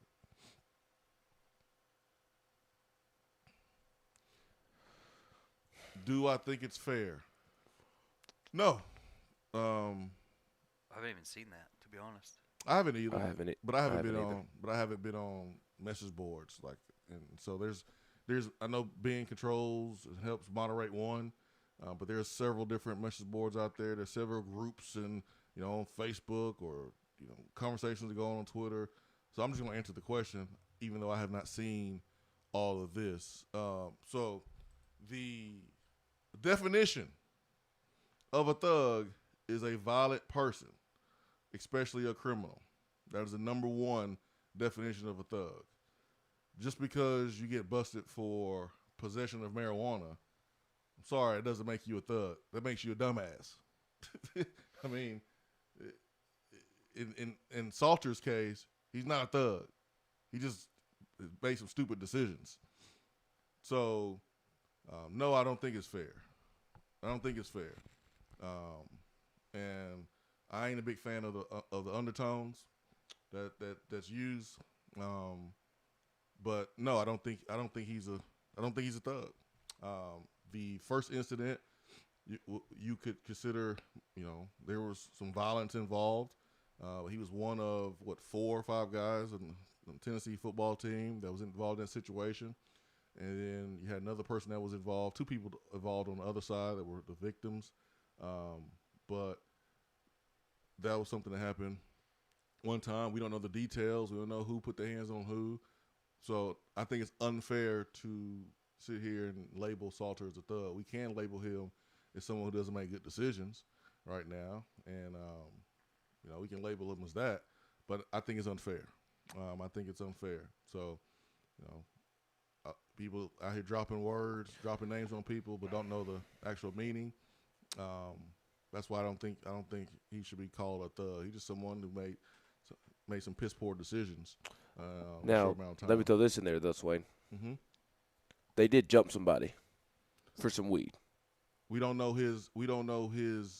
Correct. We don't know who threw the hands. We don't know none of that stuff. So yes, but that is the actions, and I'm referring to the incident, not Caden Salter's involvement, because we don't know what Caden Salter's involvement. We just know that he was there, and he was involved in some fashion. So I'm not signaling out Caden Salter. I'm just talking about the dorm room incident.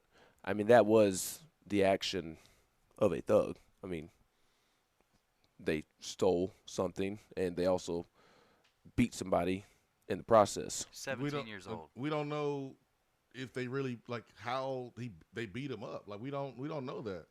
So we don't know the details of what happened in that room. Like we don't know if they had him on the ground and was kicking him and stomping him. We don't know that stuff. We just know that there was a confrontation. And it was more than one Tennessee football player, and it was more than one victim on the other side. So we don't know those details. We didn't see a video. We don't have any details. We just know that whatever was provided, as far as information wise, told us that there was a confrontation. Guys, got into the room, but we don't know the details. So we don't know who threw a punch, who didn't throw the punch. So, again, it's unfair to label Salter as a thug. That's why I specified that I was not speaking to Salter specifically. Yeah, it's. I think it's hard to label anyone at that age as anything. You're still figuring figuring life out. This is the first few months that you've been away from home. A lot of things happen. Guys, I did a lot of things, probably 14 through 18 that I regret, that people would be questioning my actions, my personality, the way I live my life. If you're 13, you're going around, being violent and committing crimes, you're a 13-year-old thug. I'm just saying, there's moments. I understand that. In those adolescent stages, you're a young adult, but you're not grown. You're still got a lot of life to figure out. First time you've been away from home, you're not only away from home, you're across the country. Now that's a very sketchy situation that we don't know a ton about. That people can point to that word if this continues, if it's habitual behavior, but you can't just look at that one instance and be like, "Yep, thug label." I'm gonna educate y'all. But I said there was the actions of a thug. I'm not labeling Ben, I'm anybody. not speaking to your take, just in general. I mean, I don't care how old you are, what you look like, what color you are. If you go in and steal something, and allegedly assault somebody in the process, that is the actions of a thug. If you allegedly assault somebody?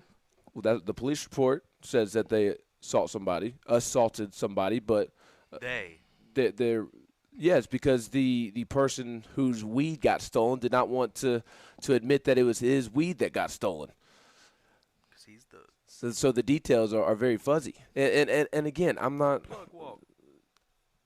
trying to get all specific. I'm just saying in general, I don't like labeling Caden Salter a thug because he got pulled over for a broken taillight and he had marijuana in the car. I completely disagree with that. That's just an immature, bad decision. That doesn't make him a thug, but in involvement. A situation with anybody jumping somebody and stealing something, that is what thugs do. Yeah, that is.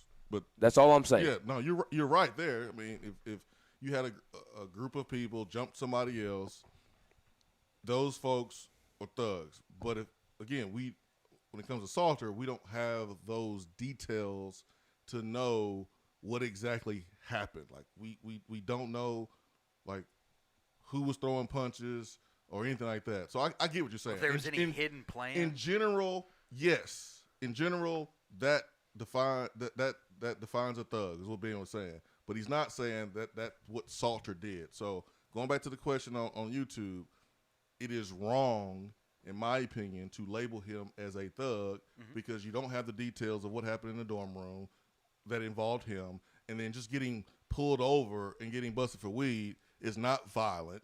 He's just going through a dumb spell right now. That's it. Mm-hmm. That's all you can say. And the word thug has replaced another word for some folks. Mm-hmm. And they ain't slick. That's what I'm saying. So like I remember someone trying to call me a thug. I was like, I ain't never got arrested, never got in trouble. I've been in like one fight in the last 20 years. Like, I'm not even violent unless it's on the football field. So like, but the person trying to be slick. And so that just needs to be understood. So again, answering the question from YouTube, from my guy Daryl, no, just he's not a thug, but he's making stupid decisions. That's simple as that. He made a stupid decision, and he should be held accountable. Just because you're young don't mean you're not held accountable. He should be held accountable. Yeah. And if he continues to make the same mistakes over and over as a institution, it's hard not to believe that this young man cares about playing football at this moment. And then you have to do what you have to do. But we don't have to make it, I'm not saying we are, but I'm talking about we as fans of Tennessee or SEC football fans or anyone that has an opinion on Salter's latest troubles. Like, he may be a really, really, really good dude. He may be a really good kid. I don't know. I haven't met him. But I've played with some guys that made some really dumb decisions that were freaking awesome dudes, guys that you can trust. But they just had a problem with making decisions at the wrong time. So that's fairly common. It is. And again, you saying and stating the fact, going back to the details, we don't know the details of what happened, referring to the first instance. I mean, there's a group of 5 guys. I mean, there's a great possibility that several of them think they're just going up to a room to hang out, but the other 2, they've been plotting something. Yeah. Just in case something bad pops off, they've got 3 guys that are also on the same team. Hey. Yeah. You just don't know all the details, so it's hard to just point the finger. Well, he was part of it, so he probably did the worst of it. Yeah. Here's the thing I would say to that, though. Just like we don't know what you just said, Brad, we also don't know what happened vice versa on the other end of the spectrum. They could have gone up there with bad intentions. So my point would be, if you don't want to be labeled a thug, then just avoid that situation altogether. And you're bringing it on yourself when you put yourself in those situations. Yep. Chris says, not a racist conversation. Why go there? Oh, I haven't went there. I made a point about how the thug word is used in the place of another word when it's not even applicable. It's not at all. Like, the definition of a thug is someone who is violent that commits crimes. So the word is just tossed around when people don't even know the real meaning of it. And so that's why I brought it up. And so there's many people who don't know that. They don't know that the word thug is tossed around the way it is. So it's education. Don't get scared and get bothered because I'm kicking some knowledge to you. We're not having a conversation about racism. It's just a quick little nugget to help. That's all. If that's uncomfortable to you, I'm sorry. At the end of the day, it's just a dumb decision by Caden Salter. And Heupel has his toughest decision to make since he's been here at Tennessee. This is his toughest decision. I don't think it's that tough. I mean, he's still on the team right now, ain't he? I think the tougher decision was Aaron Beasley and the first incident. Honestly, I think Caden Salter just made it easy on Josh Heupel personally. I mean, you're trying to set a culture, and you know the last staff let guys get away with far too much, and not necessarily referring to to run-ins with the law, but you're trying to change that altogether. And to me, allowing Caden Salter to stay on the team would be a bad look in that regard. I think it's a tougher decision for Heupel because it's easy to give a young man who's never got in trouble a second chance if they've never done it before. But when you reinstate someone and then 3 weeks later they get arrested involving the same thing that they got arrested for in the first time, which is weed, I think it's harder for Josh Heupel to give him a second chance or a third chance. The fact that this happened a couple days ago, the news came out a couple days ago, and there has not been any information regarding his future, lets me know that he's not going to be kicked off, or they're still tossing around the idea, because usually when you get in trouble and you're on your last strike, the moment it happens, and sometimes even before it gets out in the news, the moment the incident happens, bye-bye, you're gone. When you on your last strike, they don't sit and wait and debate and let's find out. No. If you're on your last strike, you get in trouble, boom, gone. So the fact that he hasn't been dismissed at this point lets me know that either he's going to be on the team and be suspended again, or this is just a tough decision for Josh Heupel to make. I think it's a little bit easier to deal with the young man who's getting busted for the first time. What do you think is the most difficult part about this decision for Heupel? What's the most crucial part of making this decision? The hardest part is doing what's best for Caden Salter and your football team, because I know Coach Fulmer got a lot of slack for not having a discipline program. You know, people felt like Tennessee players were able to get in trouble and do things. And I'm not saying there may be, a little bit of truth to that, but I also know the other side where Coach Fulmer felt like we can rehabilitate these players here. We can help them grow here. Kicking them to the curb sometimes is not the best thing for them. That's Nick Saban's thought process. Yes. Jeremy Banks, what happens if we kick him to the curb and he moves back to Memphis? There's no way that he gets locked in with Emerald Youth and is helping those young men there at Emerald Youth. And there's no way that he's able to pour into the next generation if we just kick them to the side. So if you're Josh Heupel, you have to determine by the conversations you have with Salter and the conversations you have with his parents, is kicking him off right by him. Because if you can keep him on and continue to help him grow as a human being, and it doesn't affect the culture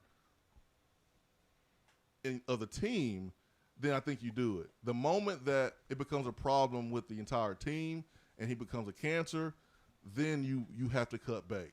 But if you can somehow, some way, just get to him and help him without it again sacrificing your culture, then I think you keep him. So the fact that he's still on, can you keep him without sacrificing the culture? I don't know.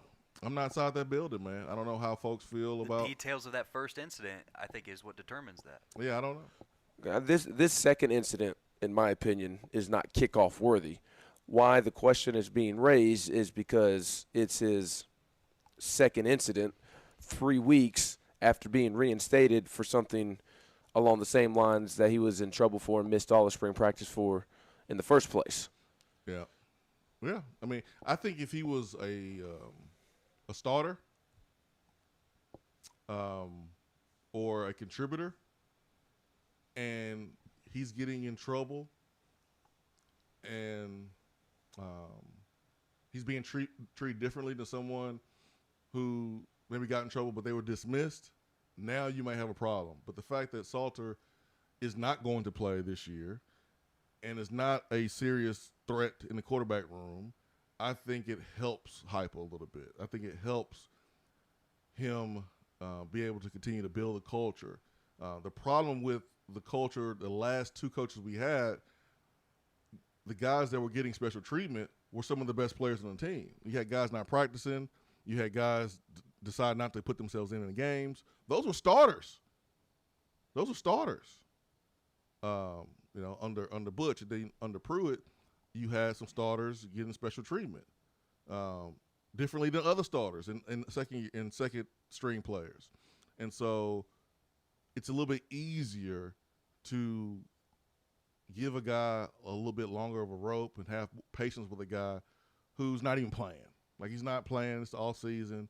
But the fact that he wasn't dismissed immediately lets me know that I think he's going to stay around unless some new information comes out. But I think he's going to stay around. If he was going to be kicked off, he would have been kicked off already. Maybe that decision's already been made and we don't know about it. Maybe. I mean, Malachi Wabin, wasn't with the team for forever, and it's just now coming out yesterday or a couple days ago that he was no longer on the team, and then boom, he hits the transfer portal. And so, yeah, I mean, maybe it's delayed. And there's a defensive lineman who's not going to be back this fall that hasn't been announced yet either. So, yeah. So, I mean, this is a new regime. This is a new head coach, new AD. How they get information out about things like this is something that we'll have to adjust to. I'm just kind of speaking to, how it was with me and what we've seen with previous coaches and previous administrations around here. Usually when the guy's on his last strike and gets in trouble, boom, it's done. So yes. We'll see. Or they do something so egregious to get kicked off on the first strike. The other thing is it's in the middle of the summer and there's no media availabilities. So, like, Kevon Bennett gets arrested on a Monday, and you're able to ask Jeremy Pruitt an hour later about the situation with Kevon Bennett. So maybe there is already a resolution, and we're just not aware of it yet because we don't hear from Heupel as much this time of year. Yeah. Let's go to the phones, and let me get to Vol Nation. Or is this Papa T? Papa T. What? Papa What's up, T, man? Vol Nation. What's up, man? Doing good, bro. How y'all doing, man? Good, man. How are you?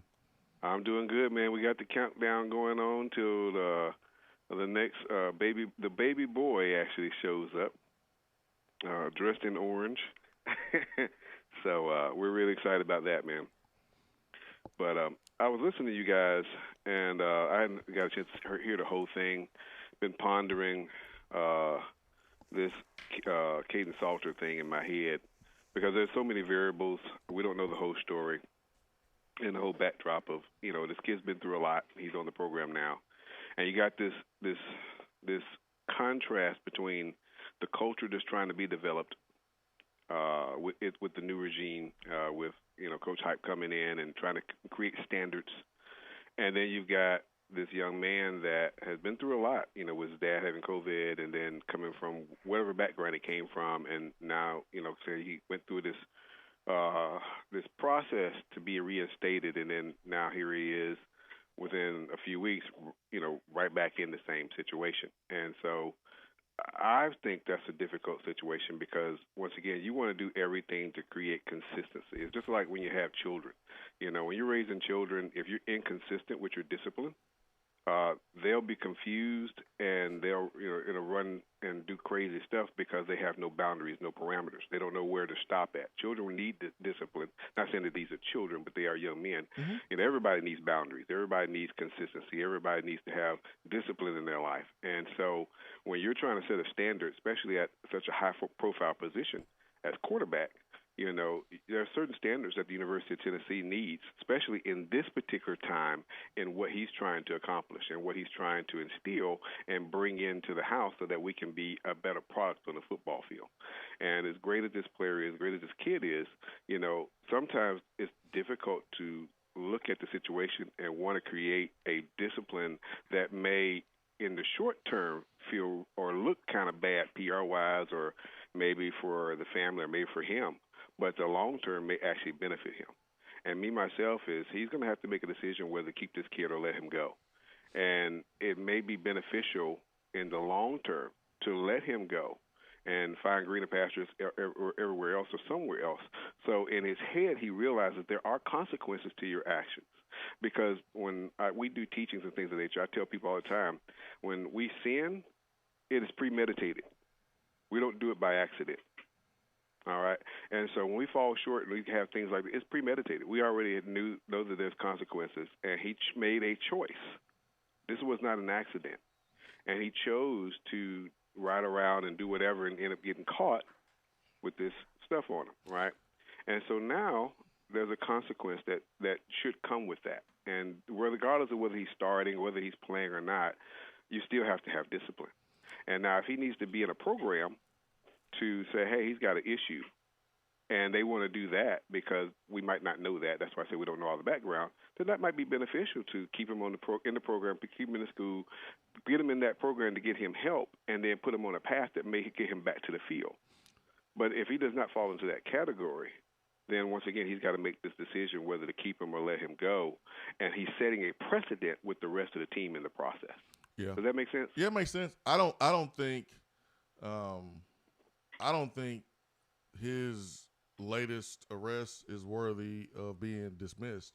To be honest, I think he should be suspended again, and I think he should be getting help that he needs from our support staff. But I don't think now if he had another situation where he put his hands on, another situation where violence was involved and he put his hands on somebody and did something like that, then I think that's a different story. But being stupid by being stupid, having a tail light out, being out 3 a.m. and having some weed, I don't think that's dismissal worthy.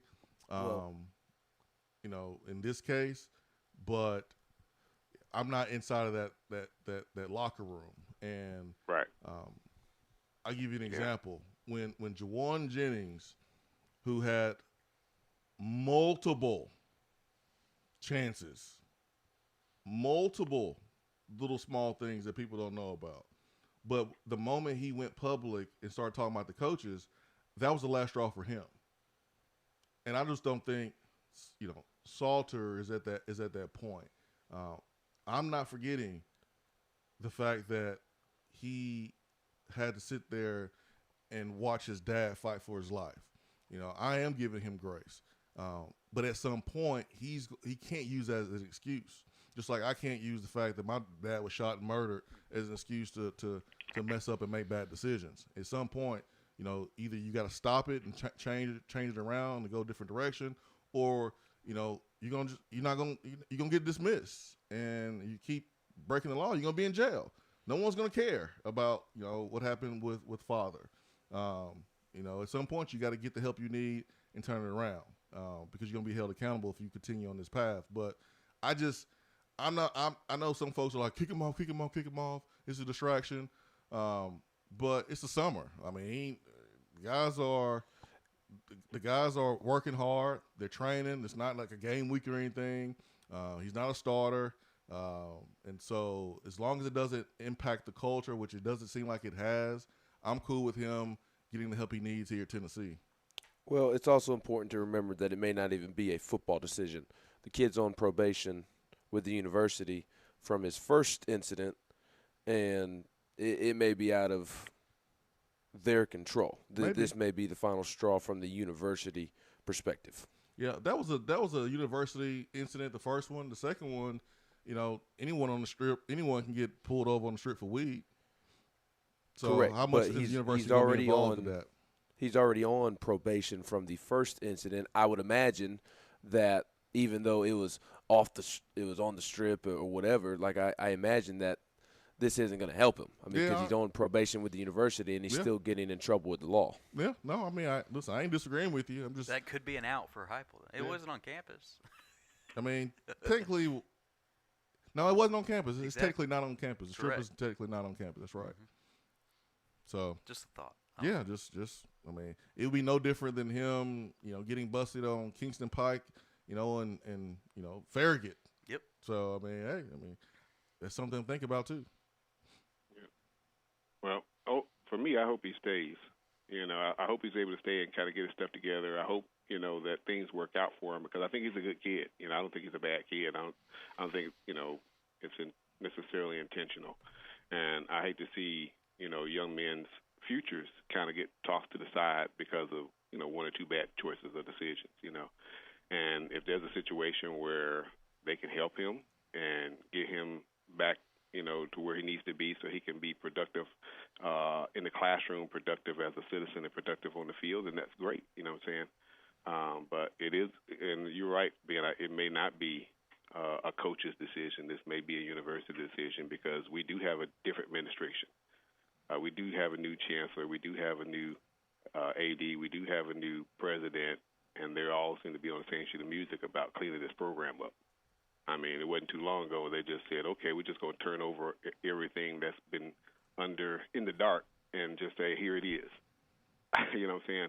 And you don't do that and then kind of just half-step it from that point forward. You're going to be putting everything in the light and trying to, walk straight up and walk right, in every decision that you make. And so that's why I said in this particular situation, they may have to make a decision that may be very difficult, that maybe in other situations or another scenario they may not make, but they may have to maintain a particular standard, especially with the NCAA kind of lingering, over our heads, trying to keep that straight and narrow and trying to make these choices become, I think, a little bit more difficult, So, Yep. I appreciate it, fellas. Thank you. Y'all man. take it easy. Thanks for the phone call. Chip Payne says when the team had their first team meeting with Heupel, one thing that the players wanted is accountability. Where's that at? Well, just because you have a player get in trouble doesn't mean you don't have accountability. The accountability happens, the evidence of accountability happens after a player gets in trouble and how you decide to discipline him. So you can't prevent 100+ dudes from being stupid outside the complex. What you can do is that if they decide to be stupid, is you treat them fairly and you don't let anyone off the hook. So the accountability was lost with the last two coaches is because you had star players doing whatever they wanted to do. You had not even star players doing whatever they wanted to do off the field. And any coach with any lick of sense or head coach with any lick of sense and experience know that a player's not going to be able to just turn the switch off and on. If you're someone that doesn't do the right things off the football field, at some point it's going to carry over to on the football field, and you're going to blow an assignment that's going to get your team beat. Mm-hmm. If you're selfish off the field, you're going to be selfish on the field in most cases. So just because guys get in trouble don't mean you don't have accountability. Now, if you had like a streak of 10 dudes, 15 dudes getting arrested in the summer, then you can question accountability and discipline. But we haven't had that. Salter, like Ben said, Salter's he's in warm water. Don't know what's going to happen with the student conduct. Anything can happen. He could be gone. He can get a second chance. But I think it's hard to sit here and say that the accountability is not there just because you had a couple incidents. Something to keep an eye on, though. But it is. It's how you handle that player after they have gotten in trouble that will determine if there's discipline and accountability inside of a program. So accountability can be lost with small things. Like I walk into the meeting room. I told this story before. I won't tell it again, the extended version, but I remember I came to a meeting late. It was a morning meeting. It was an off season. I had got pulled over by a police officer on 40, did not get a ticket, but I was late. The problem was I left my phone at home because I was rushing. I would have made it if I wouldn't got pulled over, but I was rushing. Mm-hmm. And so it didn't matter. It didn't matter to the trooper. I was late. I had to suffer. Not only did I have to suffer, but the group had to suffer too. We had to get up and do Breakfast Club. We had to get up at 5:30 and run and do sit-ups and bear crawls and stuff, and that was my fault. That's an example of holding me accountable.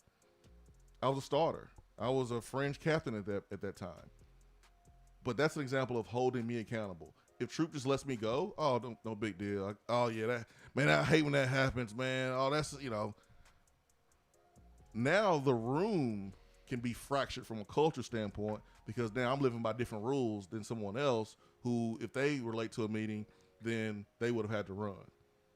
It doesn't have to be someone getting arrested or a big incident for the accountability to be tested. So that's just a small example. We'll get to the text box, some good stuff here. Ben is needing to catch his plane. So yeah, that's right. Thank you again, Ben, for all your coverage this week. Can't wait to have you back in studio, of course. Safe travels, and we'll see you soon. Can't wait to miss my flight because Swain just had to go 15 minutes over the top of the hour. Hey, man, you can always hit the off button. Hit the off button. Get out of there, man. No, I'm kidding. See y'all in studio tomorrow. All right, man. Sleep on that plane, man. Hour 3 continues after this.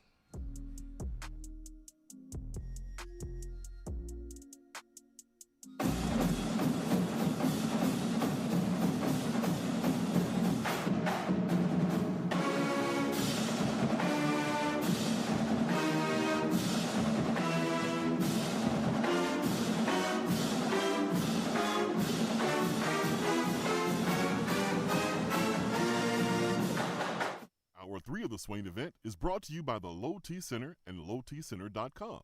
Do you know your numbers? Feel like you again. Let us help.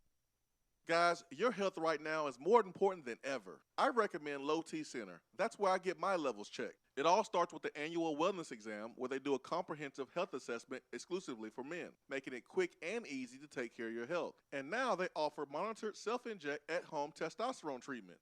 Most insurance is accepted. Go to lowtcenter.com now to book your appointment and make your health a priority. Low T Center, reinventing men's healthcare. Out-of-town law firms have been swarming into East Tennessee lately. Firms from Memphis, Chattanooga, and Birmingham have stormed into the area. Wouldn't you rather do business with a local law firm?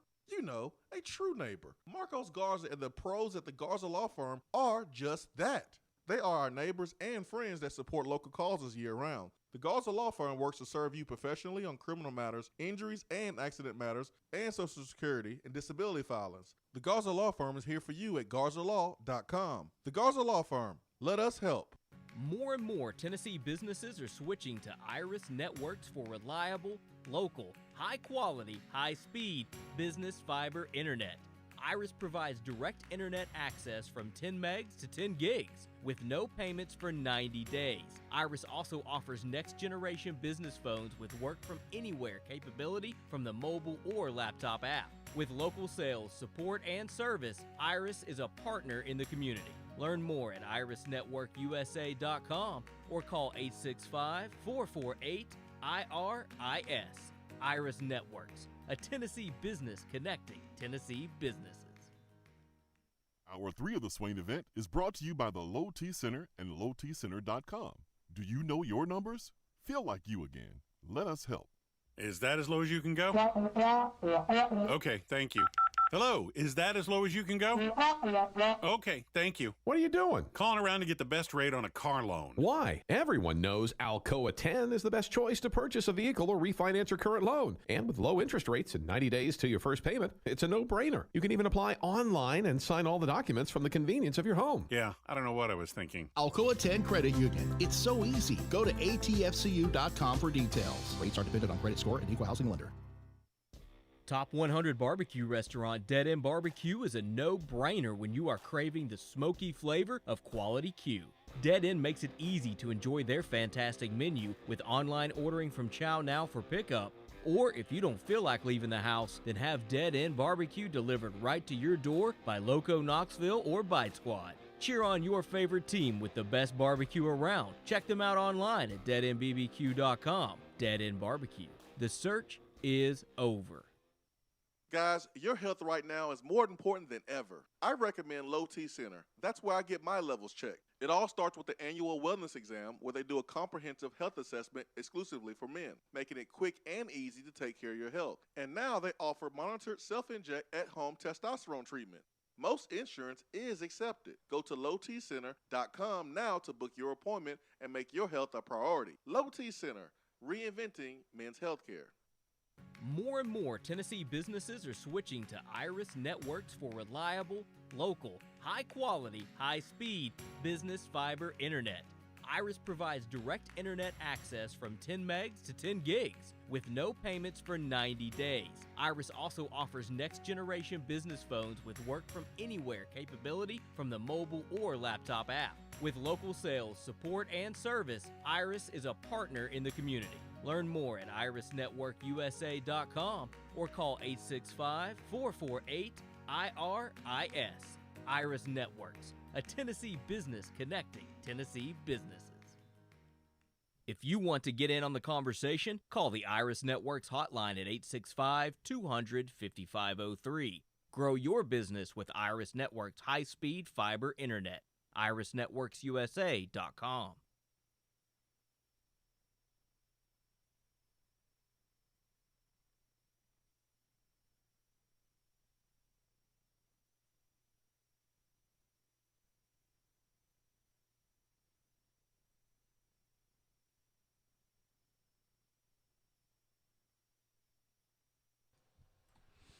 Swain Event fueled by Daddy Barbecue. Let's get to the Iris Networks hotline this morning. I don't know if this was intentional, but the moment that Ben leaves and get his stuff together to go to catch a flight, Volstorm calls. Volstorm, is this intentional or not? Never missed an opportunity, Swain. Never missed an opportunity. Good morning, my friend. No, I figured Ben needed to catch up on his sleep, and I was just getting jacked up. So, yeah, I think he got a flight to catch. So that was Volstorm caring about Ben. You see that come through? Mm-hmm. Look at that. That's love. Shine your light this morning, Volstorm. Yeah, because you're my new victim. Yes. Guys, let's get into this Caden Salter situation. In regards to the first incident, unless you were there, you don't really know what happened. Mm-hmm. All we can go on is the police report. Mm-hmm. Bingo. I mean, not even the coaches know 100% what happened. So we don't know if he was involved in any violence. We don't know that he wasn't. So it's kind of hard to make a judgment call in that situation, but the football team ruled like it did, and, of course, the University of Tennessee ruled like it did. In regards to the second incident, yes, that alone would absolutely be no grounds for dismissal. But because that happened so soon after he got reinstated from the first time, it shows an obvious pattern to bad decision-making. Mm-hmm. And it's not like this is some diva wide receiver. The guy's a quarterback. Mm-hmm. Quarterback's supposed to be your leader. And I'm not advocating that the kid get kicked off the team either. I'm just saying we have to look at both incidences as a whole. 100%. We can't just separate them out. 100%. 100%. I mean, I hope this is the wake-up call that he needed, because Ball Nation provided a lot of support for his family when his dad was in the hospital. I think a lot of people really want to see this kid succeed, but he ain't helping himself here. Nope. The timing of what you just mentioned, 3 weeks after being reinstated, you putting yourself in that position basically tells Josh Heupel that you don't give a damn. That's what you're saying. That is exactly what you're saying, because I said this the day we came back, maybe it was Monday. It can easily be read as I think it was Monday. If I was in this position, I wouldn't show up late to a tutoring session. Yeah. I would be 5 minutes early to everything. I wouldn't even sneeze wrong, let alone be out at 3 o'clock in the morning. I wouldn't even be out at 3 o'clock in the morning, let alone have a weed with me if I just got reinstated. So his decision made the coach feel like, man, you just don't care. And if I'm a teammate, I'm like, dude, do you even want to play? I'm asking those questions. So I can see him being dismissed. I can see him, being on the team. I can see it both ways, to be honest. I don't know how this regime handles dismissals. So I don't know if it's like immediate. I'm just telling everyone how it was before. But I can see why you would dismiss him. This is the first year of Judge Heupel. The culture was the number one priority for this team, and any threat to that, you got to remove that threat. And right now, Salter may be a threat. So I can go either way, to be honest. And you can't. Not only can you not put yourself in a bad situation, you can't even put yourself in a situation where it might appear bad. Yeah. Because people are going to infer what they want to infer. Because you a quarterback. Because you're a quarterback. That's the other part of this. We talk about quarterback privilege all the time, but the quarterback is also held to a higher standard than most other players. 1,000%. Volstor, man, I was someone that, when we went out as a team and, there was drinks available, like I would get a drink at the bar. I would get a drink. I remember going to my senior year, and we were on the east side. It was Mike Epps was in town. I think he had just did a show. Yeah, he just did a show. And we went to a spot on the east side, and he was there, and everyone was hanging out, kicking it. And this was going to my senior year. And it would have been a great time just to have a mixed drink. As much as I wanted one, I didn't. The reason why I didn't, because I didn't want to see all the other players who were either freshmen, sophomore, juniors. I didn't want them to see me with it in my hand.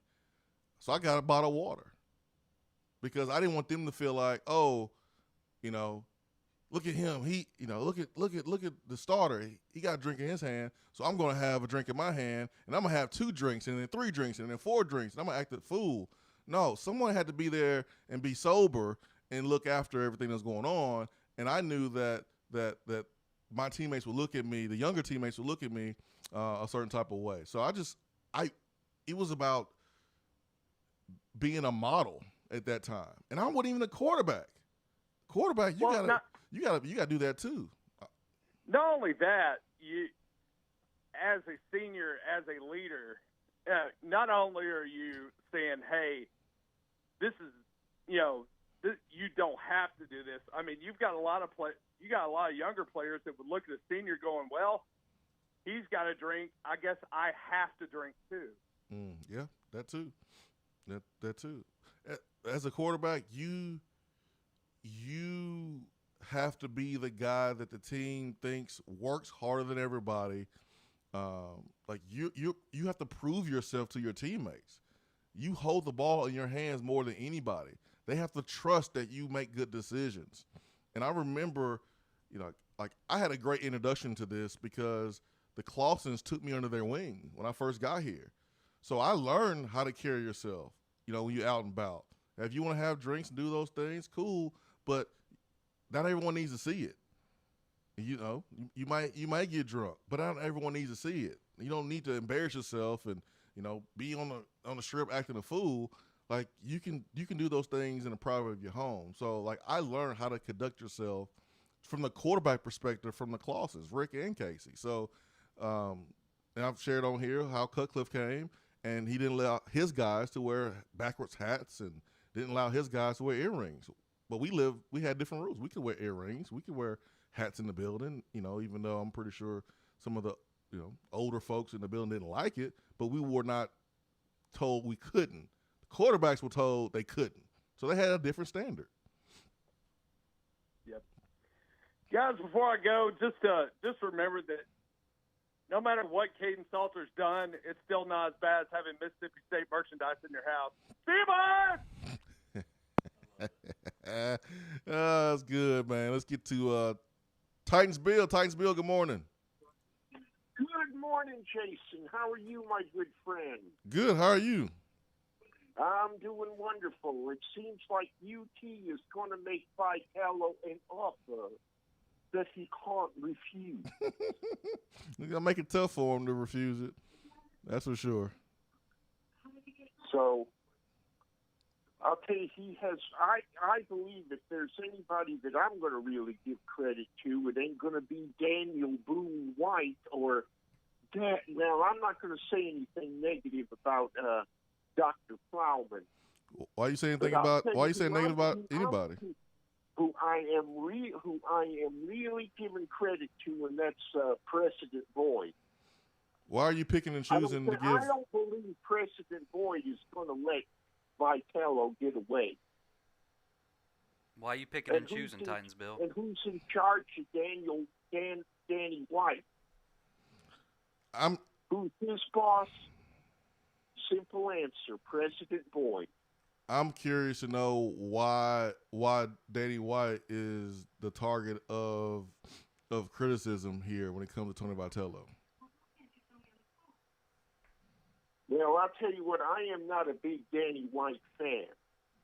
For what reason? What I love calling him Daniel Boone White. What did he do? I'm trying to figure out what he did. Titans Bill, why you don't like him? Well, it seems like he doesn't want to deal with Jimmy Sexton, and it seems like he could care less about the baseball program. What makes you say that? He was at every single game with Randy Boyd through the region and the super region, and then traveled to Omaha. Where are you hearing this from, Titans Bill? Hey, tell that to Basilio. Okay. So I'll text him. So Danny White, when Danny White was looking for a football coach, we do realize that Danny White was communicating with Jimmy Sexton clients. So I don't know Danny White to sit here and say whether he loves or dislikes Jimmy Sexton, or if it's just an agent thing, period. Because if I'm an administrator, and I see how these agents have been shaking down universities left and right with using their leverage and basically robbing universities all across the country. I mean, I wouldn't necessarily love to see an agent myself, but you have to work with them. I mean, you have to work with them because you have to make sure that you have the best coach possible for your athletic program. So I have not heard any issue with Jimmy Sexton and Danny White.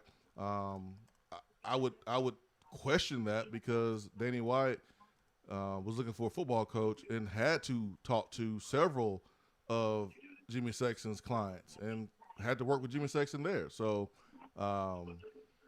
I don't know that, man, to be honest. I ain't heard that one before. That's new. I'll tell you, Vitello ain't going anywhere. He's staying right here. And I believe also from what I understand that Dr. Plowman has hired an architect to sort of give Lindsey Nelson Stadium a facelift. And I believe that several of the super rich boosters is going to pitch in to get this project going. Correct. They are Titans Bill. Several big time boosters with their name on buildings have already stepped up and stepped forward. And they are buying into the administration, the synergy, and that includes the trio: Danny White, Plowman, and Randy Boyd. I just don't understand this Danny White hate. He has an ego, and we all have an ego. If you're successful, you gotta have an ego. I mean, I think he said it himself. And he's confident. He knows. I mean, he has a good feeling, as Titans Bill said, that Vitello is going to stick around. It doesn't happen without Danny White. I mean, it's just crazy to me the stuff Danny White gets when Tennessee,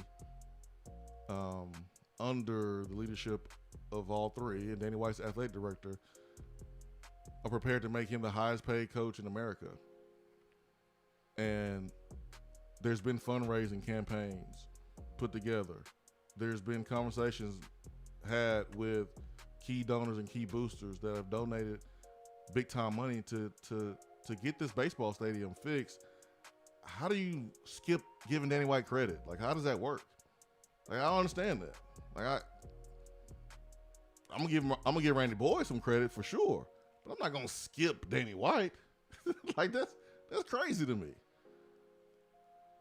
Like, this manufactured villain that folks have made Danny White into is crazy to me. It really is, man. It really is. It really is crazy to me. It's crazy. Living in the past with their jaded viewpoints of our previous negativity.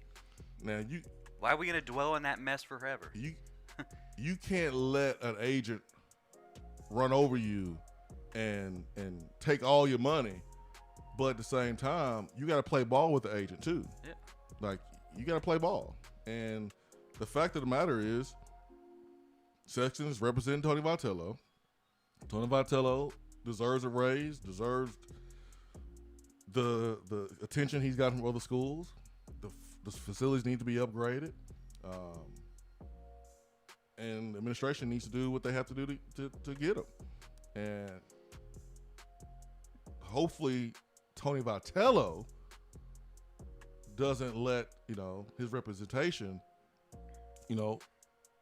ruin a relationship that may cause some bitterness, moving forward. So, agent's job is to get every penny they can from the team or from an organization.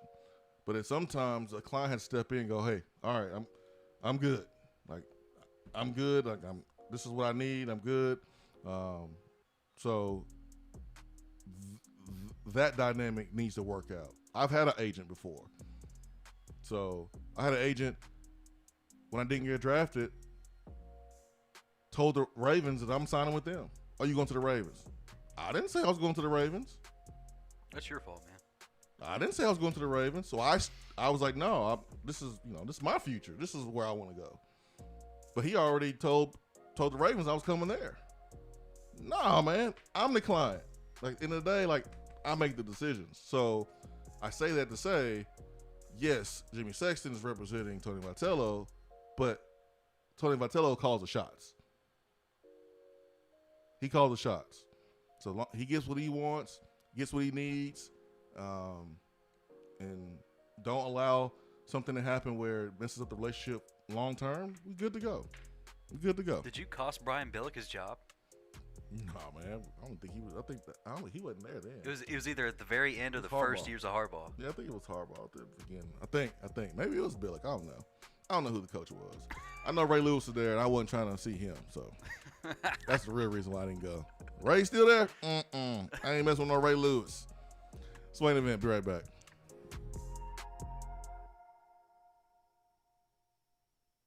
Hour 3 of the Swain Event is brought to you by the Low T Center and lowtcenter.com. Do you know your numbers? Feel like you again. Let us help.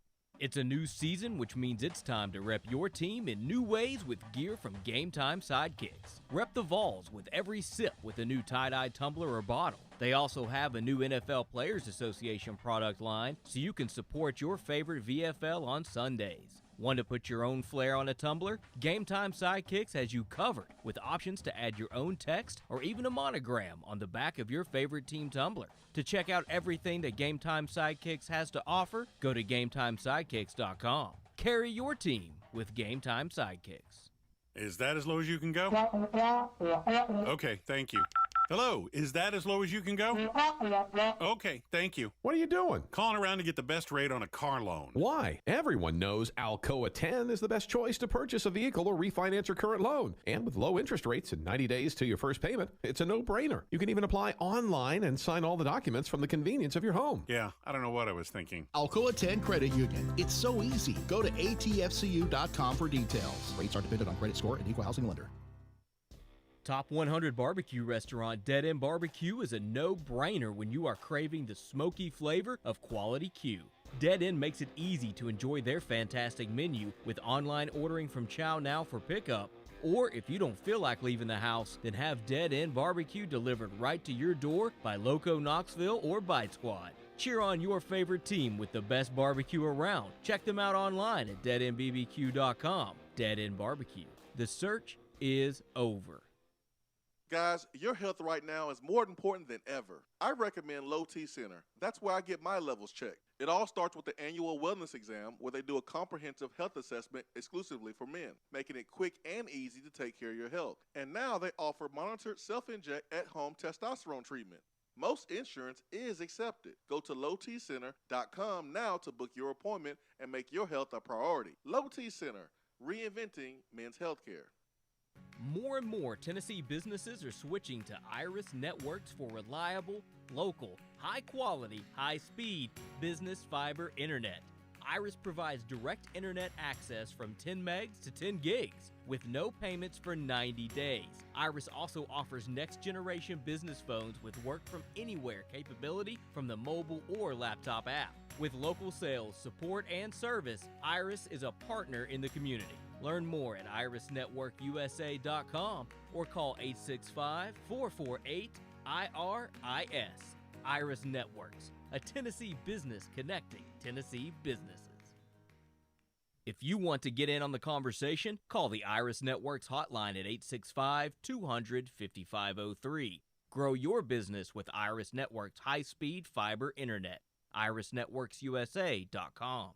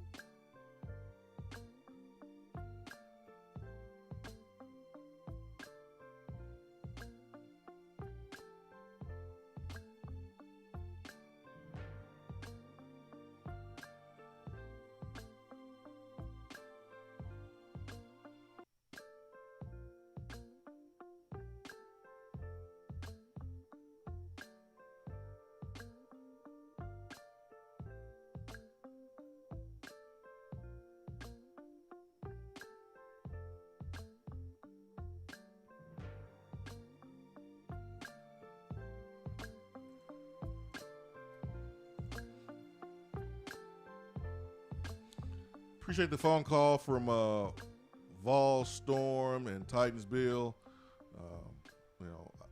On the text box, someone had asked earlier in the show about Tony Basilio's reports. I haven't heard what Tony has heard regarding the relationship between Tennessee's AD and Jimmy Sexton, Danny White and Jimmy Sexton. So I don't know. I just haven't heard that.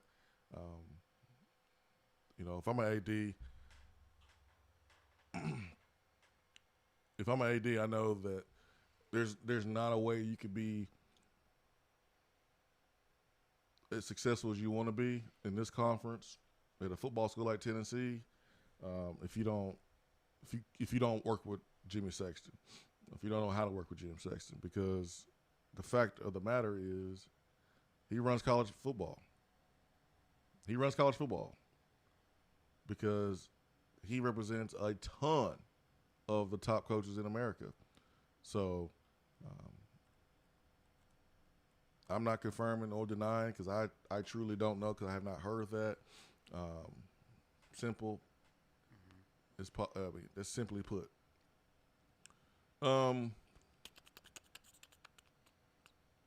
If I heard differently, I would tell you, but I just haven't heard anything there. CNBTNG says, quick question, please clarify. Ben said he understood why Dallin Hayden didn't come to Tennessee, almost like the Ty Simpson situation. But then why would you expect players like Addison Nichols and others to come to Tennessee? That statement should apply to all the athletes considering Tennessee then. I guess Tennessee shouldn't beat anybody out for recruits and just take sloppy leftovers. Signing one out of the top 13 players in your state isn't good. I want to know what the problem is. It's not the sanctions. It's been going on since 2012. I don't think it's the same. Why Dallin Hayden left and why Ty Simpson left? No, I thought he was referring to the Addison Nichols comparison to Dallin Hayden. I mean, Ty Simpson's probably a closer comparison to Dallin Hayden, the situation, but still somewhat different. Because the family ties, the expectation that comes across before you even step foot on campus. Here's a question that's the sentence that stood out to me from CMB TNG. But then why would you expect players like Allison Nichols and others to come to Tennessee? That statement should apply to all the athletes considering Tennessee. And again, he asked a question, about clarifying why he understood Dallin Hayden didn't come to Tennessee. So when you as a fan understand the issues that's going on inside your program, and we haven't put dudes in the league like we should have in the last couple of years, you haven't won at a high level. So at this present moment, CMB, at this present moment, you have a coach who is 0-0. Who's 0-0. No one has seen what he has done in Tennessee. The only way we can kind of forecast what we're going to see at Tennessee is look at what he did at UCF. But even that, you have to take with a grain of salt because we know the SEC is a different ballgame. Everything he did offensively at Central Florida, I'm not expecting him to do the exact same at Tennessee because the level of defenses, the competition is going to be different. Recruiting is different. He may not be able to do some of those things. When we had Heupel on the show, and we were talking about offense, he was not the same coordinator or did not do the same things offensively at Central Florida that we saw when we was going up against Drew Lock. Mm-hmm. He has talked about tailoring his offense to meet the needs of his players and meet the talents of his players. So why Ben said that he understood why Dallin Hayden didn't come to Tennessee at this present moment is because, number one, Jay Graham's not here, who would have been his running back coach. Number one. Number two, you have a brand new coach, and that put Tennessee behind the 8 ball. Neither one of those guys have signed yet. They just committed.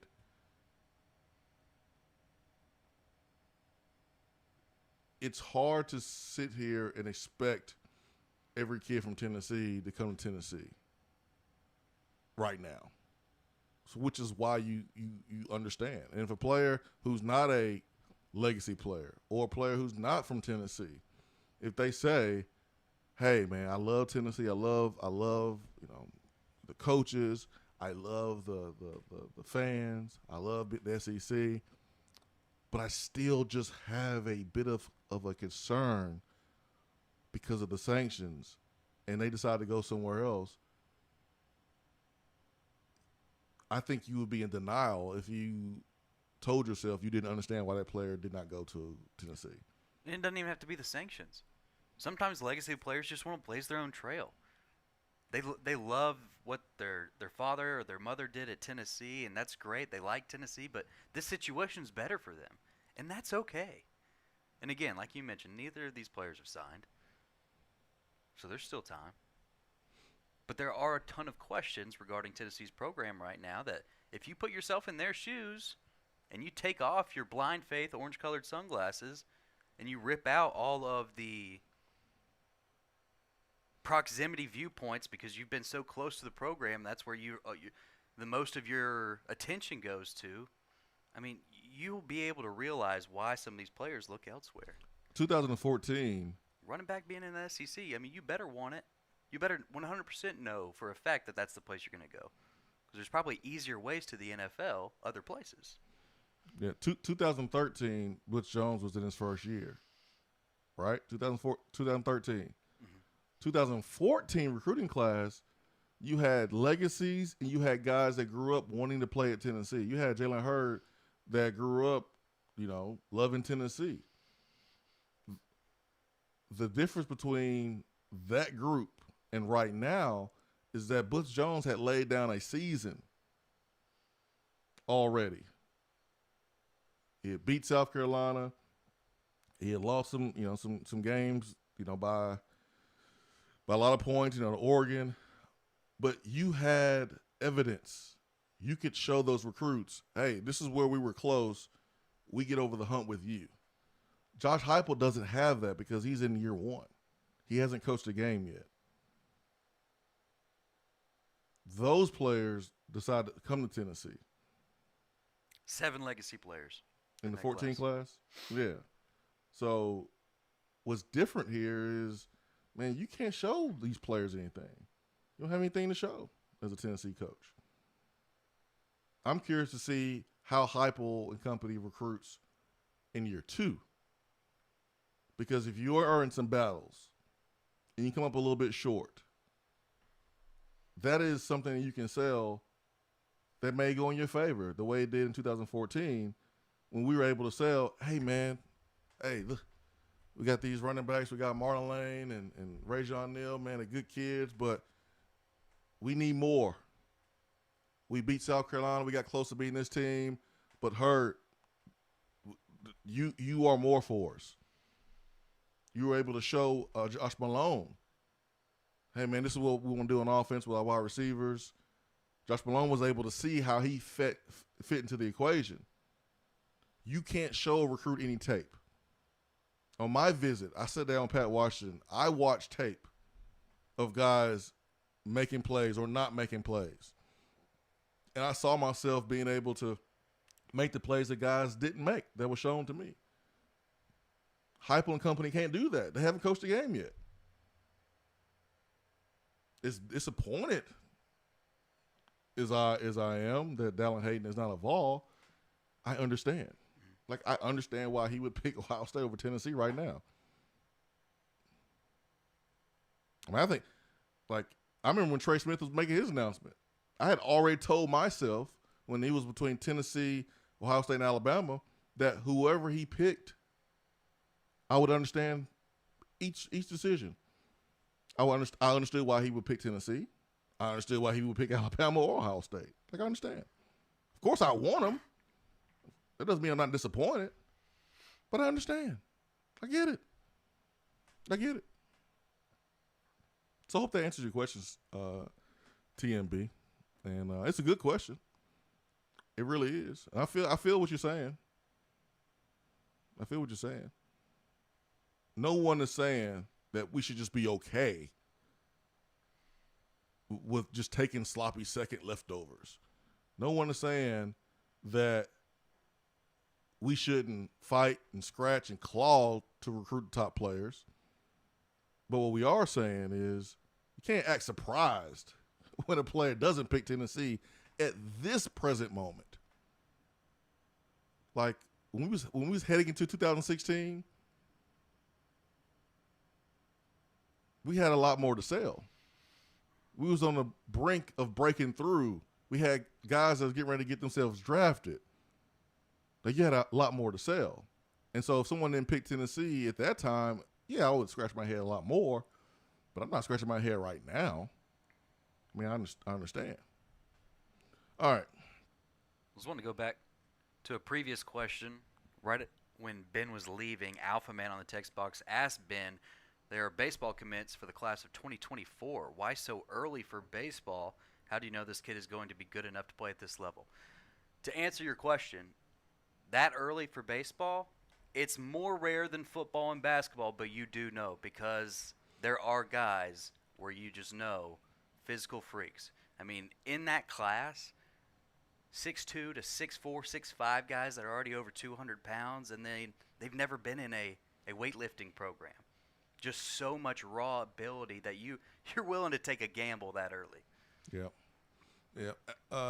Back in the text box, this is regarding Vitello and Tennessee negotiation for a contract extension and a raise. Alex says, tough to negotiate if you already ready to give away the farm. Could be posturing. Vol fan says, I heard on an LSU show that Scott Woodward doesn't like working with Jimmy Sexton. No AD likes working with Jimmy Sexton, but that doesn't prevent them from doing what they have to do to keep or hire the coaches they want. Absolutely. If I'm an AD, I wouldn't like Jimmy Sexton either. Because he's incredible at his job, which makes your job as the AD more difficult. Exactly. Because you know you're going to have to spend more money than what you would like. Mm-hmm. The fact is, everybody overpays for their coach except for Alabama. Like, you have to overpay. You have to overpay because you can't afford to lose a coach who is good because you end up like Tennessee, not being able to find a football coach for a decade. So everyone overpays. It's just kind of part of the business. Let's see here. Volfan says some players also don't want to follow in the footsteps of someone else's legacy. Maybe Dallin Hayden just wants his own legacy somewhere. If he came to Tennessee, he would always be Aaron Hayden's son. I mean, I think if Tennessee was in a different place, I don't think that would keep him away from Tennessee. Like I think his sons embrace being the sons of a Tennessee legend, and I think if things were different, things were more stable, I think both sons would have been volunteers, to be honest. But this is why I say I can't really blame any player for saying, you know what, there's too much going on there. I'm good. Too many unknowns. Because guess what? I was the same player who said no to Alabama because it was too much going on. So I can't be a hypocrite. That was Jesus saving you, buddy. Yeah, I can't be a hypocrite. I'm just playing. Matthew says, not surprised by Keon's vertical jump after seeing how he successfully. I should have read it before I started. Yep. How he successfully jumped in Ray Burrell's DMs. Ooh. Hey, man. Shoot your shot. Keon shot his shot. That's how you do it. That's how you do it, Keon. That's how you do it. Ain't nothing wrong with that. A little love and basketball. I love that movie. That could be Ray Burrell and Keon Johnson. I love it. They trying to get in their business. That's their personal life. Smiles here in the text box says, talking about following in the footsteps, some other great players, children didn't follow. T. Martin didn't. Peyton Manning didn't. Plenty of people don't. We love to have them, but understandable on multiple levels. Great comment. Yeah, Peyton would have been a Ole Miss Rebel if he followed his father's footsteps. Big Shot Rob says, no offense to any in-state kid going elsewhere, but there's no way I could call Tennessee my home and go to a rival or another school or whatever. That power team means more than anything. I would want to put my school back on the map. Again, no offense to the kids, but they just not built. They're not built like back in the day. Well, Big Shot. These kids haven't seen Tennessee do anything.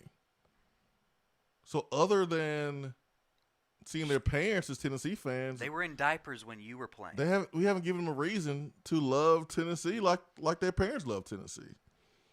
So ask yourself how and why you became a Tennessee fan. And then ask yourself, could that apply to these kids today?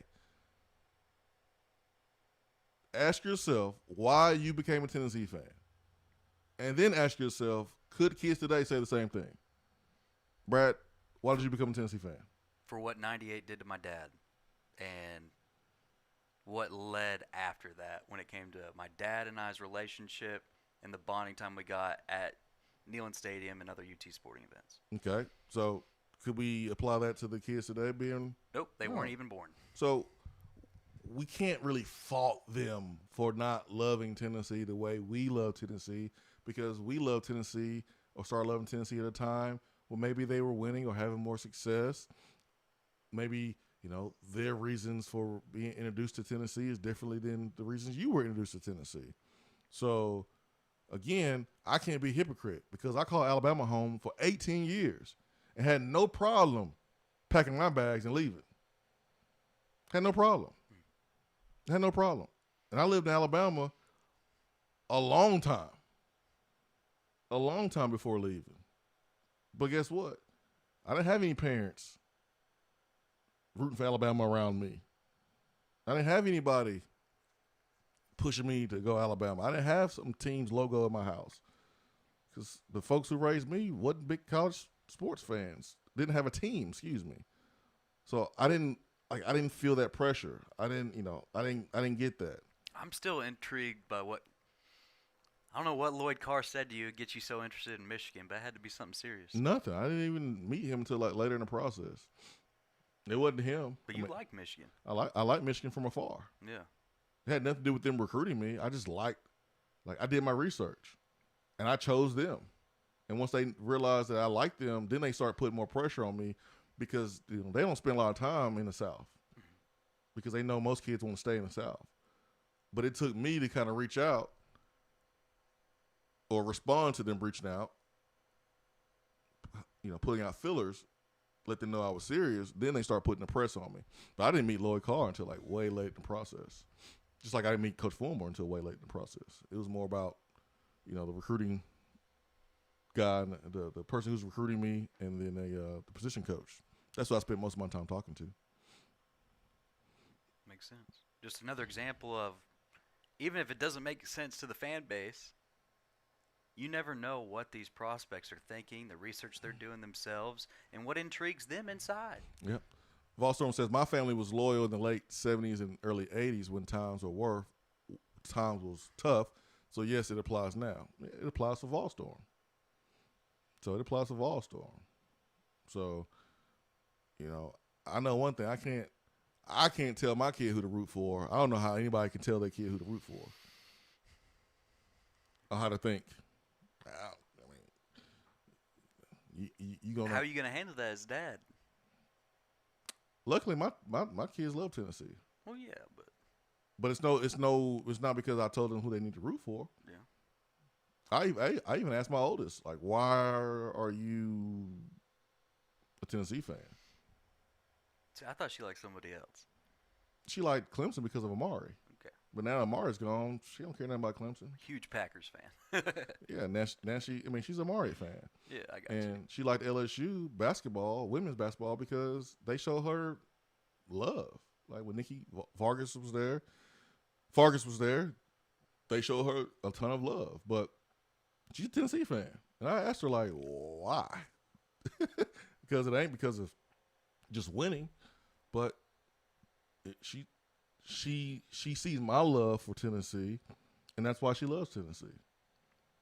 Not because I told her to, but she just sees it. She sees how proud I am of this school and my team. I got stuff all over the walls here in the office. Like, she knows I'm Tennessee through and through. And now at her age, she's probably intrigued, like, gosh, if it gets back to the stage that in the success level that when my dad was playing, gosh, this could be really cool. Yeah. Nelson says, would I bid on the team with Mike Hart and Braylon Edwards? Yeah. Braylon Edwards wore number 80 when I was getting recruited. And Michigan was telling me they was going to give me number 1. That's I never even wanted to wear number 1 in college. Michigan put the number 1 in my head. And then I was like, oh, man, that looks sweet. I never thought about wearing number 1. Is it Chad Henne days? Matt Gutierrez was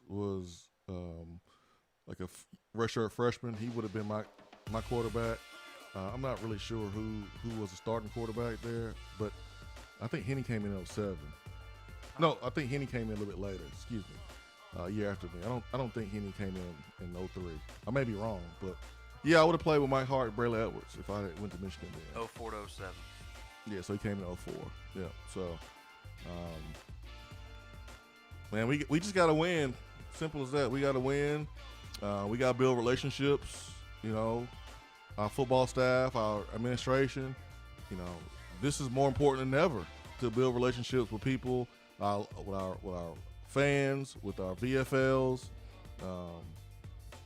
because we want people out in the community, whether they're in Texas or in Atlanta or West Tennessee, who have ties to these high school kids. We want them speaking good about Tennessee, having a good feeling, in their belly and a good taste in their mouth, so that way they can help us. The problem is, for years and years and years, because of some hurt, man, they didn't put the effort to try to help Tennessee, and I understand that too. So we just all got to work together. We all got to work together. You got to win some games this season. You got to play well, And hopefully the next recruiting class, you have a Butch Jones 2014 recruiting class. That's what you can hope for. So we got to take a break for the rest of the day. And we'll be back tomorrow at 7 a.m. To wrap up the week. Keep your eyes on Tony Vitello and Tennessee baseball and what's happening there with the contract extension and a much deserved raise. So for Ben McKee, who's on a flight or getting ready to get on one, and Brad Matthews, I'm Jason Swain. Hope you have a great day. Peace and love. We are out.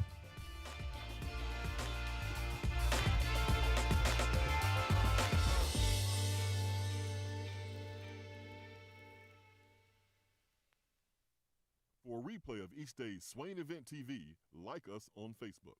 Good morning, Swain Event crew. As the weather heats up, so does our market. And from Johnson City to Knoxville, eager buyers are grabbing up many available properties. The chili is hot in East Tennessee, so if you are ready to buy or sell or want to talk more about our local real estate market, I'm just a phone call away. Or email me at jennifermorris865@gmail.com. And go Vols! JC's Tree and Landscaping Service specializes in quality tree work done at an affordable price.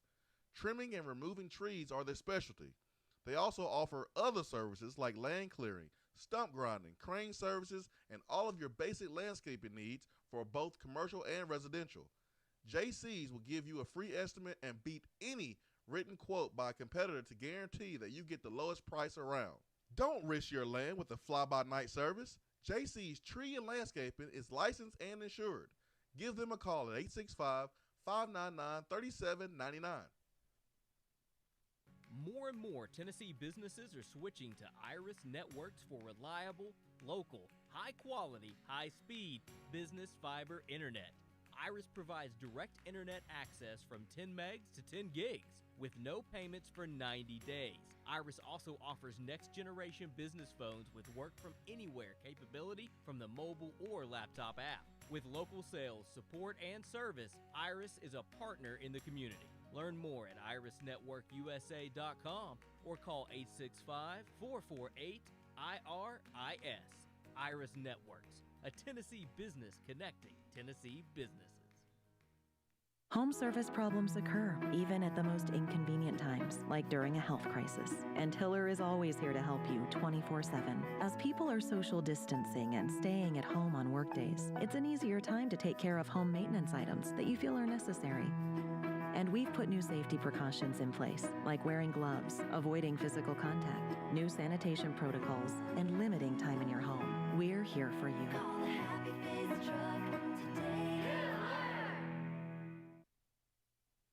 Hour 3 of the Swain Event is brought to you by the Low T Center and lowtcenter.com.